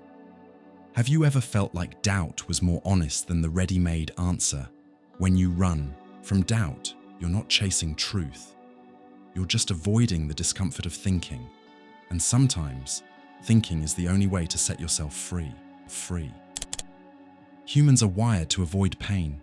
It seems natural. We run from hunger, illness, loss, loneliness. We've built entire civilizations to protect ourselves from what hurts. And today, more than ever, we live in a world that promises you can and should be happy all the time. But what happens when running from pain turns into a cult? When avoiding discomfort becomes the main goal in life? When rejecting anything tragic doesn't make us happier, but more fragile? That's the question behind both Epicurus' philosophy and the modern critique of our so-called wellness society. Epicurus, pleasure as a measure. But with wisdom, Epicurus is often misunderstood. Yes, he said, happiness comes from pleasure. But not just any pleasure. For him, true happiness comes from the absence of pain in the body and disturbance in the soul. He called it ataraxia, deep serenity. And how do we get there? Not through excess or endless chasing, but through moderation, meeting simple needs, cultivating friendships, staying far from the chaos of power and wealth. Epicurus didn't preach shallow hedonism. He promoted smart living, a life that sees pleasure as good, but understands not all pleasure is worth its cost, and above all, that accepting some discomfort is part of living well. Where we went wrong, pleasure without wisdom. We didn't really learn from Epicurus, or maybe we did, just the wrong parts. Today's society has turned instant pleasure into a basic right. Every discomfort is treated like a glitch to fix. Every sadness, a problem to erase. Every frustration, someone else's fault. We want quick fixes for everything, pills for every ache, therapy for every anxious thought, explanations for every sense of emptiness. But in doing this, we forgot something important. Suffering isn't a flaw in the system. It's part of being human. Suffering isn't wrong, it's inevitable. And often, it's necessary. The rejection of the tragic. The tragic isn't something you fix. It's the awareness that life includes loss, death, failure, separation. It's realizing we're not all powerful, not immortal, not perfect. The tragic reminds us of our limits, and those are the exact things we want to forget. So we drown it out. Social media, binge watching, shopping, self-help, travel, wellness content. Anything to stay distracted from the uncomfortable silence of pain, but running from the tragic doesn't erase it. It just turns into chronic anxiety. You don't feel deep, sharp pain anymore. You feel a shallow, endless discomfort, a dull dissatisfaction, an unnamed restlessness.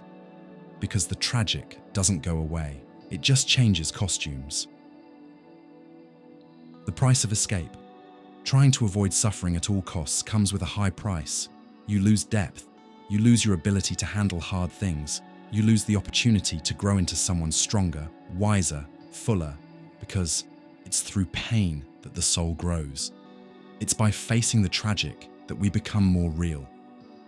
When you avoid all suffering, you also avoid the very experiences that shape you. Grief that teaches you to love better. Failure that teaches humility. Rejection that builds resilience. Fear that unlocks courage. Without these, you might feel comfortable, but you'll also feel shallow. Light, but empty. Functional, but not whole. The lie of constant wellness. The wellness industry tells us we can live without suffering. Just meditate, do yoga, take supplements, travel, stay productive, stay positive. If you're still suffering, it must be your fault. You didn't buy the right course, didn't use the right technique, didn't follow the right plan. This creates a brutal loop. Now you feel pain. And guilt for feeling pain. Pain that should be accepted and processed becomes something to be ashamed of. And so the wellness culture produces emotionally fragile people. People who can't handle loss, who panic at the smallest setback, who break down when reality doesn't match the dream. The courage to suffer. Suffering with dignity is a forgotten art. It's the ability to walk through pain without letting it define you, without victimhood, without numbing out. It's having the courage to fully feel sadness, to face loss without running, to accept failure as part of the process. It's knowing we're not machines built for efficiency. We're human beings, fragile, imperfect, temporary, and that's exactly what makes us beautiful. Suffering as a teacher.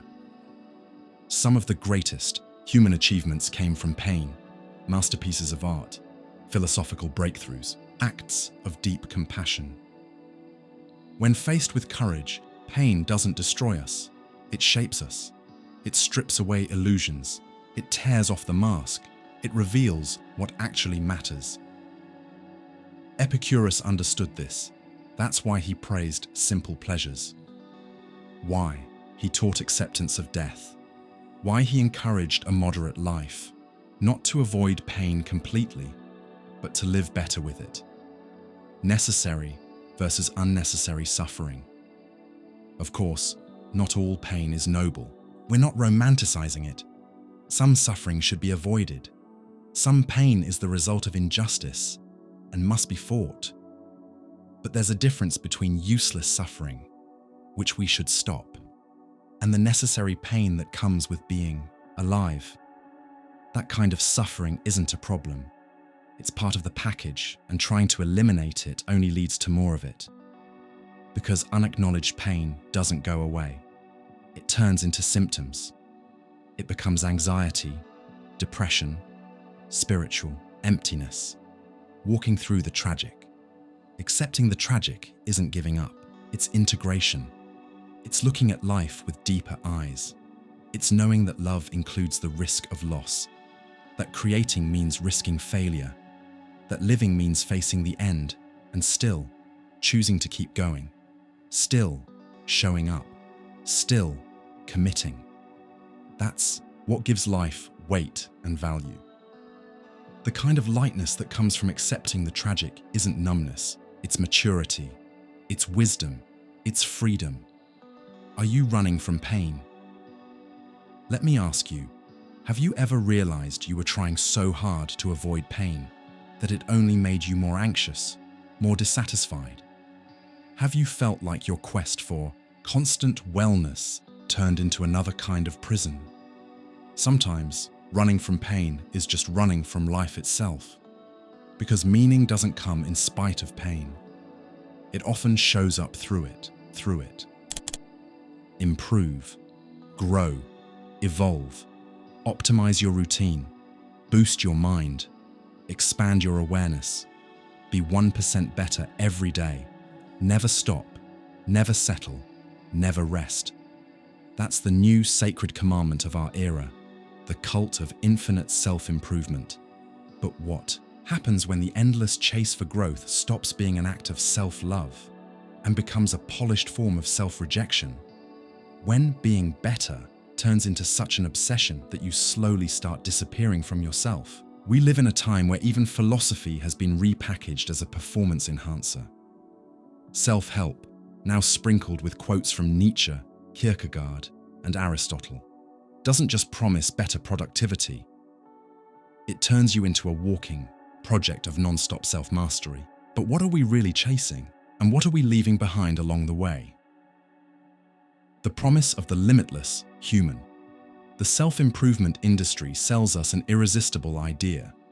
You can and should become the best version of yourself. Healthier, wealthier, more productive, wiser, more loved. Today's version of you is never enough. Your ideal self is always a few steps ahead, and the path to get there never ends. Every book, course, or 21-day challenge brings you closer, but you never arrive. Because the system is built to keep you chasing. There's always something missing, always a new area to work on. And before you know it, life stops being lived. It starts being managed. You no longer feel, you optimize. You don't make mistakes, you recalibrate. You don't love, you assess if the person matches your vibrational level. Everything is measured. Everything is compared, and nothing ever feels like enough.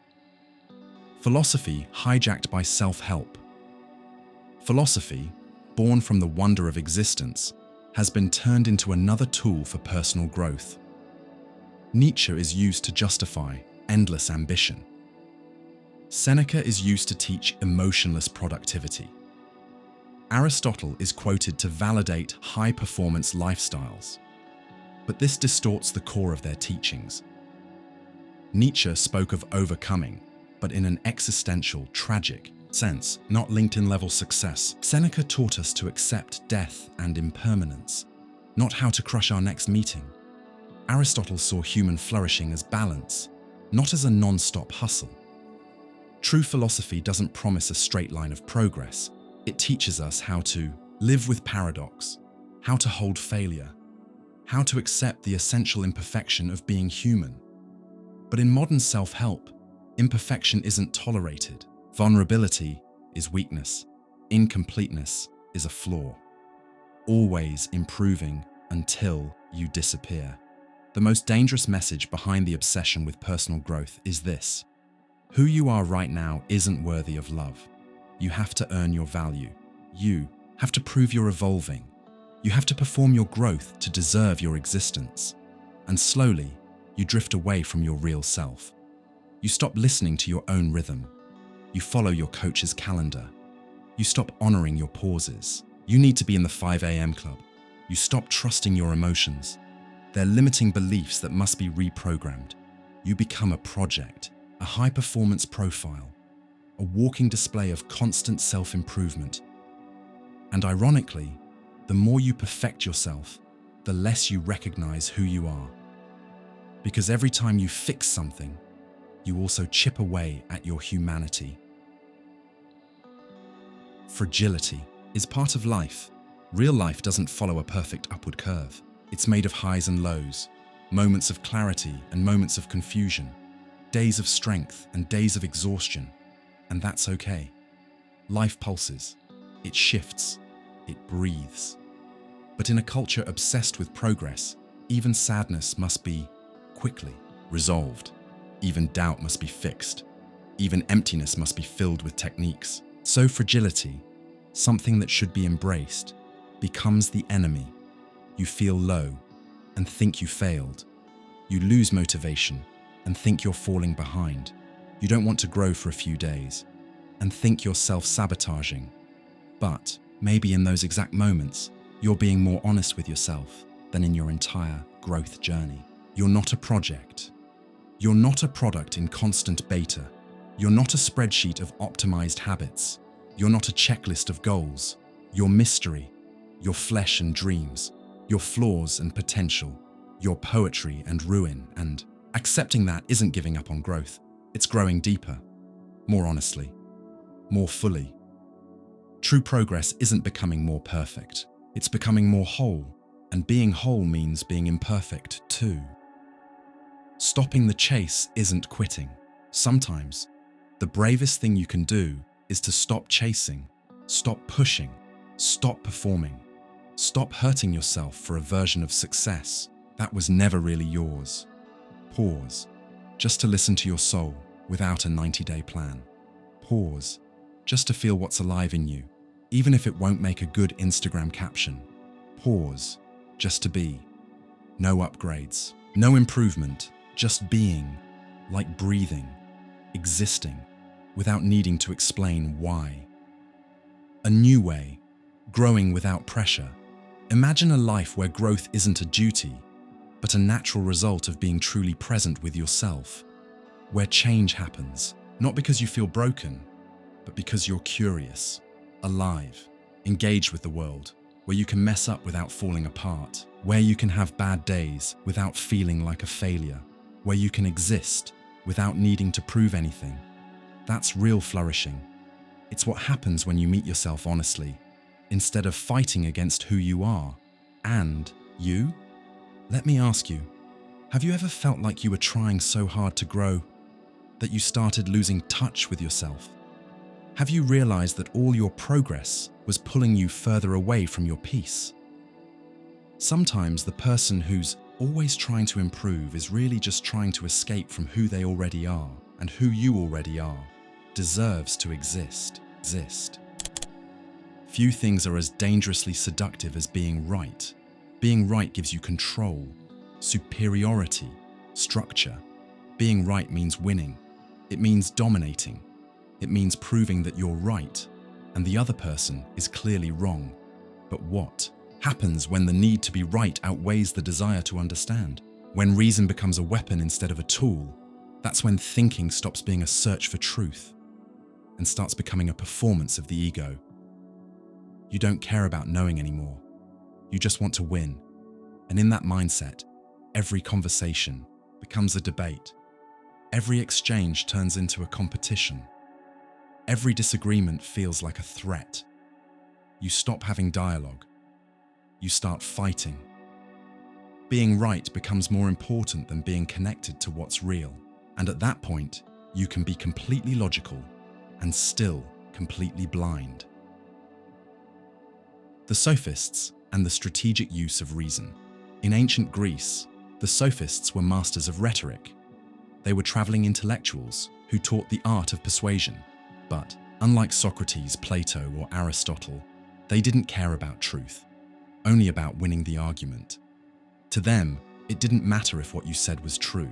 What mattered was whether it was convincing, whether it worked, whether it got results. Language stopped being a bridge to reality and became a tool for power. Sound familiar? We live surrounded by speeches that sound great, but say nothing. Real. People who win debates without offering depth. People who speak beautifully, but hollow out the content. People who turn every word into a performance of self. In this environment, always needing to be right isn't about coherence. It's about dominance and truth. That gets pushed aside. Hegel and the dialectic of conflict. Hegel believed in the clash of ideas as a path to truth. His famous dialectic said that every idea, thesis, produces a contradiction, antithesis, and the collision between the two creates something new, synthesis. It's a process of growth, transformation, evolution. But for this to happen, you need openness. You have to truly hear the antithesis. Let it challenge you. Be willing to admit your idea, even if well developed, is not the final word. That's how something new is born. But what we see today isn't dialectic. It's battle. Ideas don't meet. They crash. No synthesis. Just trenches. You defend your thesis like it's your territory, and any disagreement feels like a threat to your identity. In that context, thought stops evolving. It hardens, because if you're always right, you stop learning. When ego replaces truth, the real problem with always needing to be right is that you stop listening. You don't listen to understand. You listen to reply. You don't ask questions to grow. You ask to prove your point. The conversation becomes a chess match. Every sentence a calculated move. Every pause a setup for a counterattack. And in the middle of this game, real, raw, living truth suffocates. Because truth requires vulnerability. It requires doubt. It requires humility. But ego wants certainty, wants control, wants to win. And at that point, you're no longer thinking with your mind. You're thinking with your pride. The addiction to being right, yes, it's an addiction. Because proving yourself right lights up the brain's reward system. You feel secure, validated, smart, important. But that feeling is fleeting and dangerous. Because the more you feed it, the more you isolate yourself. The more you shut down, the harder it becomes to be affected by anything real. Over time, the very idea of being wrong becomes unacceptable. You stop admitting mistakes. You stop questioning your beliefs. You stop shifting your perspective and everything that could help you grow. You reject. When being right becomes your identity. Some people build their whole identity around always knowing. They always need the last word. They have to explain everything. They never say, I don't know. What's the problem? They get trapped inside themselves because their sense of self is glued to being right. But no one knows everything. And the more someone insists they do, the more they're probably hiding the fact that they don't. Truth is fluid. It's complex. It's messy. And those who cling to only one version of it are usually too afraid to face the others. Listening, as intelligence, real intelligence, doesn't show up when you win an argument. It shows up when you make space for someone else to exist, when you listen without planning your comeback, when you ask questions without manipulating the answers, when you can admit, I might be wrong, and be okay with it. That doesn't make you weaker. It makes you more real, because true wisdom is more interested in learning than proving, more interested in growing than dominating, more committed to truth than to the ego. The courage to not know. Saying I don't know is a power move. It means I'm still learning. It means I can change. It means I don't need to have all the answers to be whole. That's where philosophy begins, in wonder, in questioning, in the willingness to revisit what seems obvious. And real thinking never slams the door shut. It stays open. Those who always need to be right close every door and end up alone inside, living without needing to win. Imagine a life where you don't have to be right all the time, where you can change your mind without feeling weak, where you can learn from others without losing yourself. That kind of life is lighter, more honest, more connected. Because truth isn't a personal possession. It's a shared construction, built through encounters, conflict, listening, revision. Always being right might feel like power, but it's actually a refined form of loneliness. And you, let me ask you, have you ever caught yourself defending an idea just to protect your ego, not because you really believed it? Have you realized you were more focused on being right than being connected? The person who always needs to be right has already stopped thinking. Because real thought begins where certainty ends, and listening begins. We live in the age of opinion. Everyone has one. About everything. all the time, with volume, attitude, and confidence. Social media gave each person a megaphone and turned what used to be a private thought into a public identity. You don't just think something, you are what you think, and that's where things get messy. When you believe in your own opinions so much that it becomes absolute, you're no longer just expressing a view. You're denying the world. Your reality becomes closed off.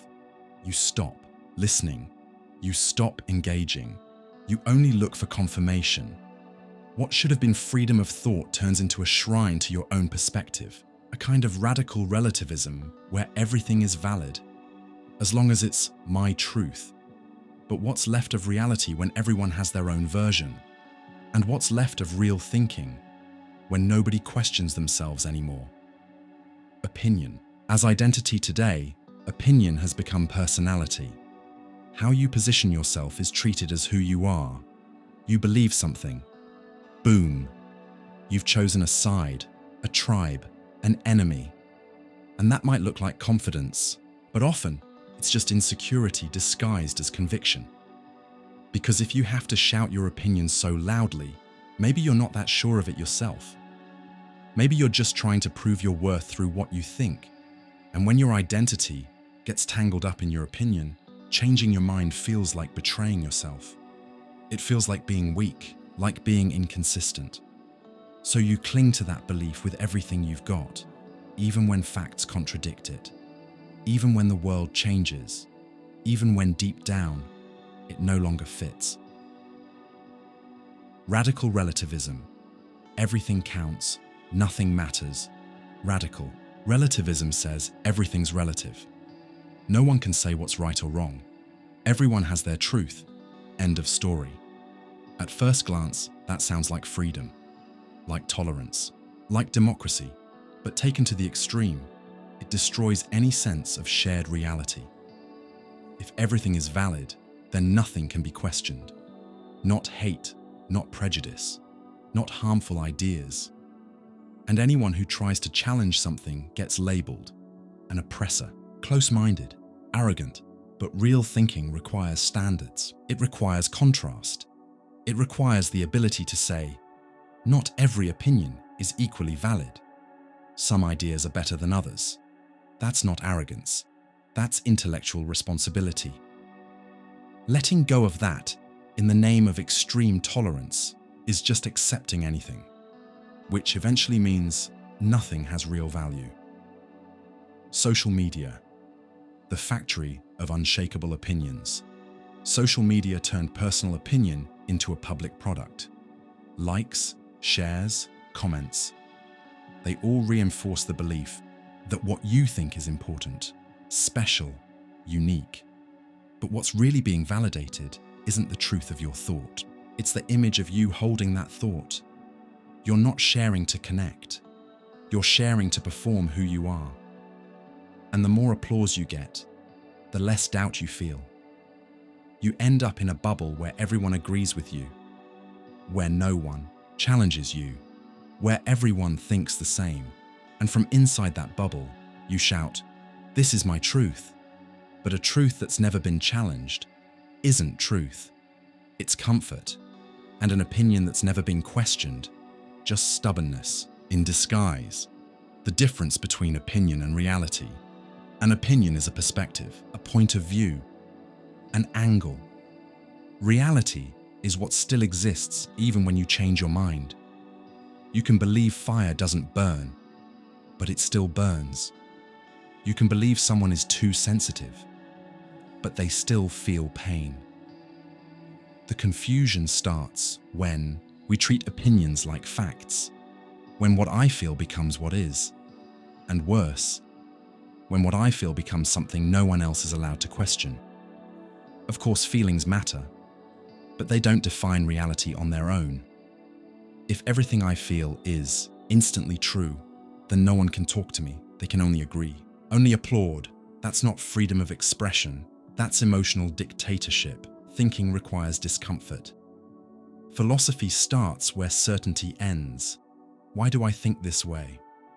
Where did this idea come from? Does it make sense outside of my personal experience? Can it stand up to criticism? These are the questions behind critical thinking, but they've disappeared because today, thought has become a slogan, an identity, a performance, and when you believe too much in your own thoughts, you stop thinking. You just repeat. Blind faith in your own viewpoint.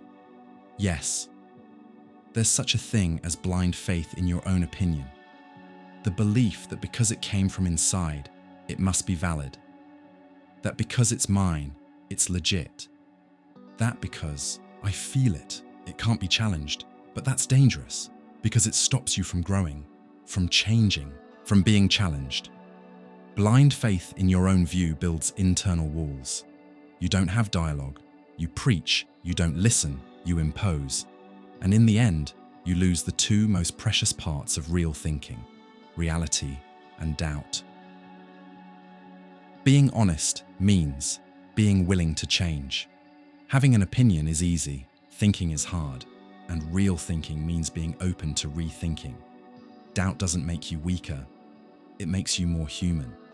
It's a sign you're still alive, still evolving, still not just echoing yourself. Of course you can have opinions, but here's the question. Are you committed to truth, or just committed to the version of yourself that needs to be right? That's what separates the thinker from the echo. And you, have you ever found yourself defending something just because it was your opinion, even when it stopped making sense? Have you realized you were more worried about your image than about what was actually true? When you confuse opinion with reality, you lose them both. Truth doesn't scream, it listens and changes you. The search for enlightenment, a path that should dissolve the ego, has, for many, become a new project of the ego itself. A project dressed up as spiritual, mindful, and well-intentioned, but still driven by the same logic of performance, success, and self-improvement. Today, enlightenment is sold like a product. Meditation packages, consciousness expansion courses, retreats promising in one weekend what real monks took a lifetime to glimpse. Complete with certificates, photos with the guru, and a hashtag for Instagram. It's no longer an uncertain, difficult path of self-dismantling. It's a goal, a trophy, a spiritual resume booster. But what happens when you finally become enlightened and realize all you did was dress up your ego in new robes? When your desire to transcend was really just another way of trying to feel special? That's the trap we need to talk about. Enlightenment as a finished product. The marketing of transcendence. We live in the age of commodified spirituality. The market realized that, in the middle of our burnout, anxiety, and meaninglessness, people would start looking beyond material things, and so it delivered. Meditation to boost productivity, energy cleansing retreats, coaching programs to manifest abundance, all quick, all clean, all sellable. Spirituality became just another lifestyle product. You no longer need to wander through the wilderness of your soul. Just pay the entry fee, watch the modules, follow the protocol. As if enlightenment were a tourist destination, as if it could be pre-booked, as if after one weekend workshop you could say, "Now I'm enlightened." But real enlightenment doesn't fit in a certificate, or a selfie, or a neatly recited mantra. It doesn't set you apart, it dissolves you into life. Capitalized Buddhism, the silent betrayal. Buddhism teaches the release of the self, the dissolution of ego, the awareness of emptiness in all things. But in the West, we turned it into a tool for self-control, for stress reduction, for improved performance, and worse, for status. You no longer meditate to disappear. You meditate to be seen, to be labeled aware, woke, spiritually evolved. Meditation became a kind of social capital, and in trying to transcend the ego, you just gave it a new outfit. Now it's a spiritual ego, but still, ego. The new competition, who's more enlightened? We used to compete for money, status, and success. Now we compete for spiritual awakening. But it's the same game. Comparison, validation, superiority. You look around and measure Who meditates more? Who has deeper mystical experiences? Who knows more about chakras, retreats, or Eastern traditions? Enlightenment becomes another vanity contest. Just with prettier language, you feel elevated, but deep down, you're still starring in the same old ego performance. The trap of self-enlightenment. There's a common illusion that you can become enlightened quickly by yourself without ever disturbing your narcissism. But true enlightenment doesn't affirm your importance. It undoes it. It's not a personal upgrade. It's not a better version of you. It's a death, a radical falling into reality, stripped of ornaments. It's losing your titles, your definitions, your mirrors. And for the ego, that's unbearable. So we settle for a polished plastic enlightenment, one that doesn't ask us to face the void, one that doesn't ask us to die to who we think we are. Getting enlightened and still being a prisoner. The biggest danger of fake enlightenment is that it feels like a finish line. You stop searching, you stop asking, you stop opening, you feel above. And the moment you feel above, you stop growing. The real spiritual path never ends because it's not a destination. It's a way of being touched, of being undone and remade. Again and again. If you believe you're already enlightened, you've probably stopped walking. And more than that, you've probably hardened. Because real enlightenment is also softness, also compassion, also humility. Enlightenment as dissolution. True enlightenment doesn't make you a better person. It makes you less of a person. Someone who no longer needs to prove, no longer needs to win, no longer needs to accumulate, perform, or impress. Just someone who is, quietly, without a stage, without a spotlight, without applause. And in that surrender, freedom begins. Not being special, not being different, just being a quiet presence in the flow of life. Recognizing the illusion is the first step toward freedom. If you've ever caught yourself chasing enlightenment like a prize, if you've ever felt proud of your awakening, if you've ever wanted to show the world that you've arrived, it's okay. We all fall into that trap at some point. The key is to see it. Laugh at yourself a little. And keep going. No drama, no guilt, no rush. Just return to the silence, to simplicity, to what doesn't need an audience. Because in the end, real enlightenment is just this: disappearing enough so life can shine through. You and you? Have you ever caught yourself chasing enlightenment like a prize?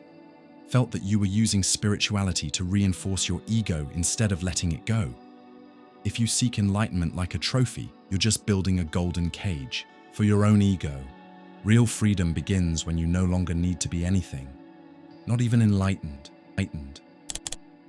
Trust, but verify. Trusting people is for fools.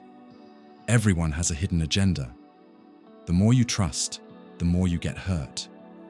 These phrases are thrown around today like emotional survival mantras. They sound smart. They sound mature. They sound like life lessons. But behind them often hides one of the most poisonous traps in human life: the destruction of connection as a form of self-defense. When you decide you should never trust anyone, you're not protecting your safety. You're protecting your isolation. You cut ties before they can hurt you. You doubt love before it has the chance to leave. You stop believing in friendship before it has the chance to let you down. But in protecting yourself from pain, you also shut yourself off from joy, intimacy, and real relationships. Slowly, fear starts winning. And what you call wisdom is often just loneliness wearing a clever disguise. Machiavelli and the politics of distrust. In the early 1500s, Niccolo Machiavelli wrote The Prince, a brutal manual for maintaining power. For him, politics wasn't about virtue. It was about survival, manipulation, and strategic appearances. A smart ruler, Machiavelli said, shouldn't trust blindly. He should know that people often care more about appearances than intentions, that expecting natural goodness is a dangerous kind of naivete. This harsh, realistic view shaped how we think about power. But what was meant as advice for rulers in violent times has somehow become a personal rulebook for modern life. People started treating the world like a battlefield, as if everyone's just waiting to betray you, as if love is just a trap with a time limit. But Machiavelli never said, "That's how we should live." He talked about ruling, not loving, not trusting, and bringing power logic into personal relationships. That's a recipe for emotional disaster, because it kills the one thing all relationships need: the courage to trust. Hobbes and the war of everyone against everyone in the 1600s. English philosopher Thomas Hobbes believed humans, left unchecked, would live in constant fear and conflict. Life, he said, would be solitary, poor, nasty, brutish, and short. His answer: we need strong laws and governments to stop us from tearing each other apart. This view, that humans are naturally selfish, dangerous, and untrustworthy, still influences how we see the world today. It feeds the belief that trust is weakness, that people can't be trusted unless something forces them to behave. But living this way doesn't just protect you, it builds your whole world out of suspicion. And when you live like that, you're already at war. Even if there's no enemy, it's exhausting. You're always guarded, always scanning for betrayal, always waiting for the other shoe to drop. You never fully relax, never fully open up, never fully love. Postmodern paranoia. What used to be a tragic view of life is now sold as intelligence. Don't catch feelings. Keep your guard up. Don't trust anyone. In the age of social media, cancel culture, and public betrayals, it feels safer not to trust. Every mistake goes viral. Every weakness gets magnified. Every vulnerability becomes ammunition. So we protect ourselves. Perfect profiles, shallow connections, surface-level relationships. Trusting others is seen as naive. Distrust is seen as wisdom. But that kind of wisdom is cold. It's dry. It's lonely. It forgets that to really live, you have to risk. To love is to be open. To trust is, paradoxically, to grow stronger. The mask of clarity, saying, "I don't trust anyone," sounds smart, like you've seen the truth, like you've learned your lesson. But often, that clarity is just a mask. Underneath it, fear, unhealed wounds, old hurt that never got processed. Cynicism is easy. Courage is harder. It's hard to trust again after betrayal, hard to love after loss, hard to believe again after disappointment. Cynicism looks like strength, but it's just escape. Real courage, that's being willing to stay open, even knowing you could get hurt, because a good life isn't one where nothing hurts. It's a life where, even through the pain, you still choose to open up. Trusting as an act of strength. Trust isn't foolishness, it's bravery. It says, "I know I could get hurt, but I'd rather live with an open heart than hide behind walls." It means accepting that others are imperfect, just like you, and still choosing connection. To trust is to let go of total control, to accept that someone else has the power to affect you, for better or worse. And that's not weakness, it's emotional maturity. Life can only truly grow in the space where the unexpected is allowed in. Vulnerability builds real connection. Every deep relationship begins with vulnerability. Without it, all that's left are transactional exchanges, shallow alliances, and mutual suspicion. But with vulnerability comes growth, comes healing, comes truth. To trust is to offer something fragile and give it anyway. To believe that, even without guarantees, some people are still worth betting on. And often, they are. That kind of trust can lead to real friendship, intense love, genuine partnership. But to find it, you have to risk it. If you never trust anyone, maybe you've forgotten how to trust yourself. And without trust, life becomes something you just survive. instead of something you live. From a young age, we're taught that the world is fair. Do the right thing and good things will come. Be kind and life will be kind in return. Act with integrity and the universe will reward you. But as we grow up, that comforting idea begins to fall apart. Reality shows up. Injustice is brutal, random, and often completely indifferent to our sense of fairness. Still, many of us quietly hold on to a secret hope that somehow, somewhere, life will make things right, that our pain will be balanced, that our efforts will be seen, that our goodness will be validated. That kind of hope is deeply human, but it's also one of the most cruel addictions we can have, because expecting the world to be fair isn't just an illusion. It's a fast track to constant disappointment. Leibniz and the best of all possible worlds. In the 17th century, philosopher Gottfried Leibniz famously claimed that we live in the best of all possible worlds. He believed that a perfect God wouldn't create a truly flawed world, so even tragedy, injustice, and pain must somehow be part of a larger, meaningful plan. Voltaire wasn't having it. In his book Candide, he mocked that idea to the core, showing how blind optimism could become dangerous. Why? Because believing that everything happens for a reason often shuts down necessary questions. It stops us from pushing back. It quiets our outrage in the face of real, absurd suffering. This belief in some cosmic justice may be comforting, but it can also lull us into waiting for a fairness that may never come. It teaches us to expect a reward, a balance, a divine payback. And when it doesn't show up, we feel betrayed, even though we were the ones holding on to the illusion. Liberal optimism and the myth of automatic progress, classical liberalism, when it emerged, was built on an equally optimistic belief that with economic freedom, civil rights, and science, society would naturally become more fair, equal, and enlightened over time. But history tells a different story. Freedom doesn't guarantee justice. Technology doesn't guarantee compassion. And progress doesn't fix inequality. The idea that things will get better for everyone eventually is seductive. It makes us tolerate a lot of suffering, hoping for a future, redemption. But the truth is, history is not fair. Time doesn't heal all wounds or correct all injustices. The world doesn't automatically become just. It just moves. If we want justice, we have to build it, knowing full well it'll always be incomplete, fragile, and flawed.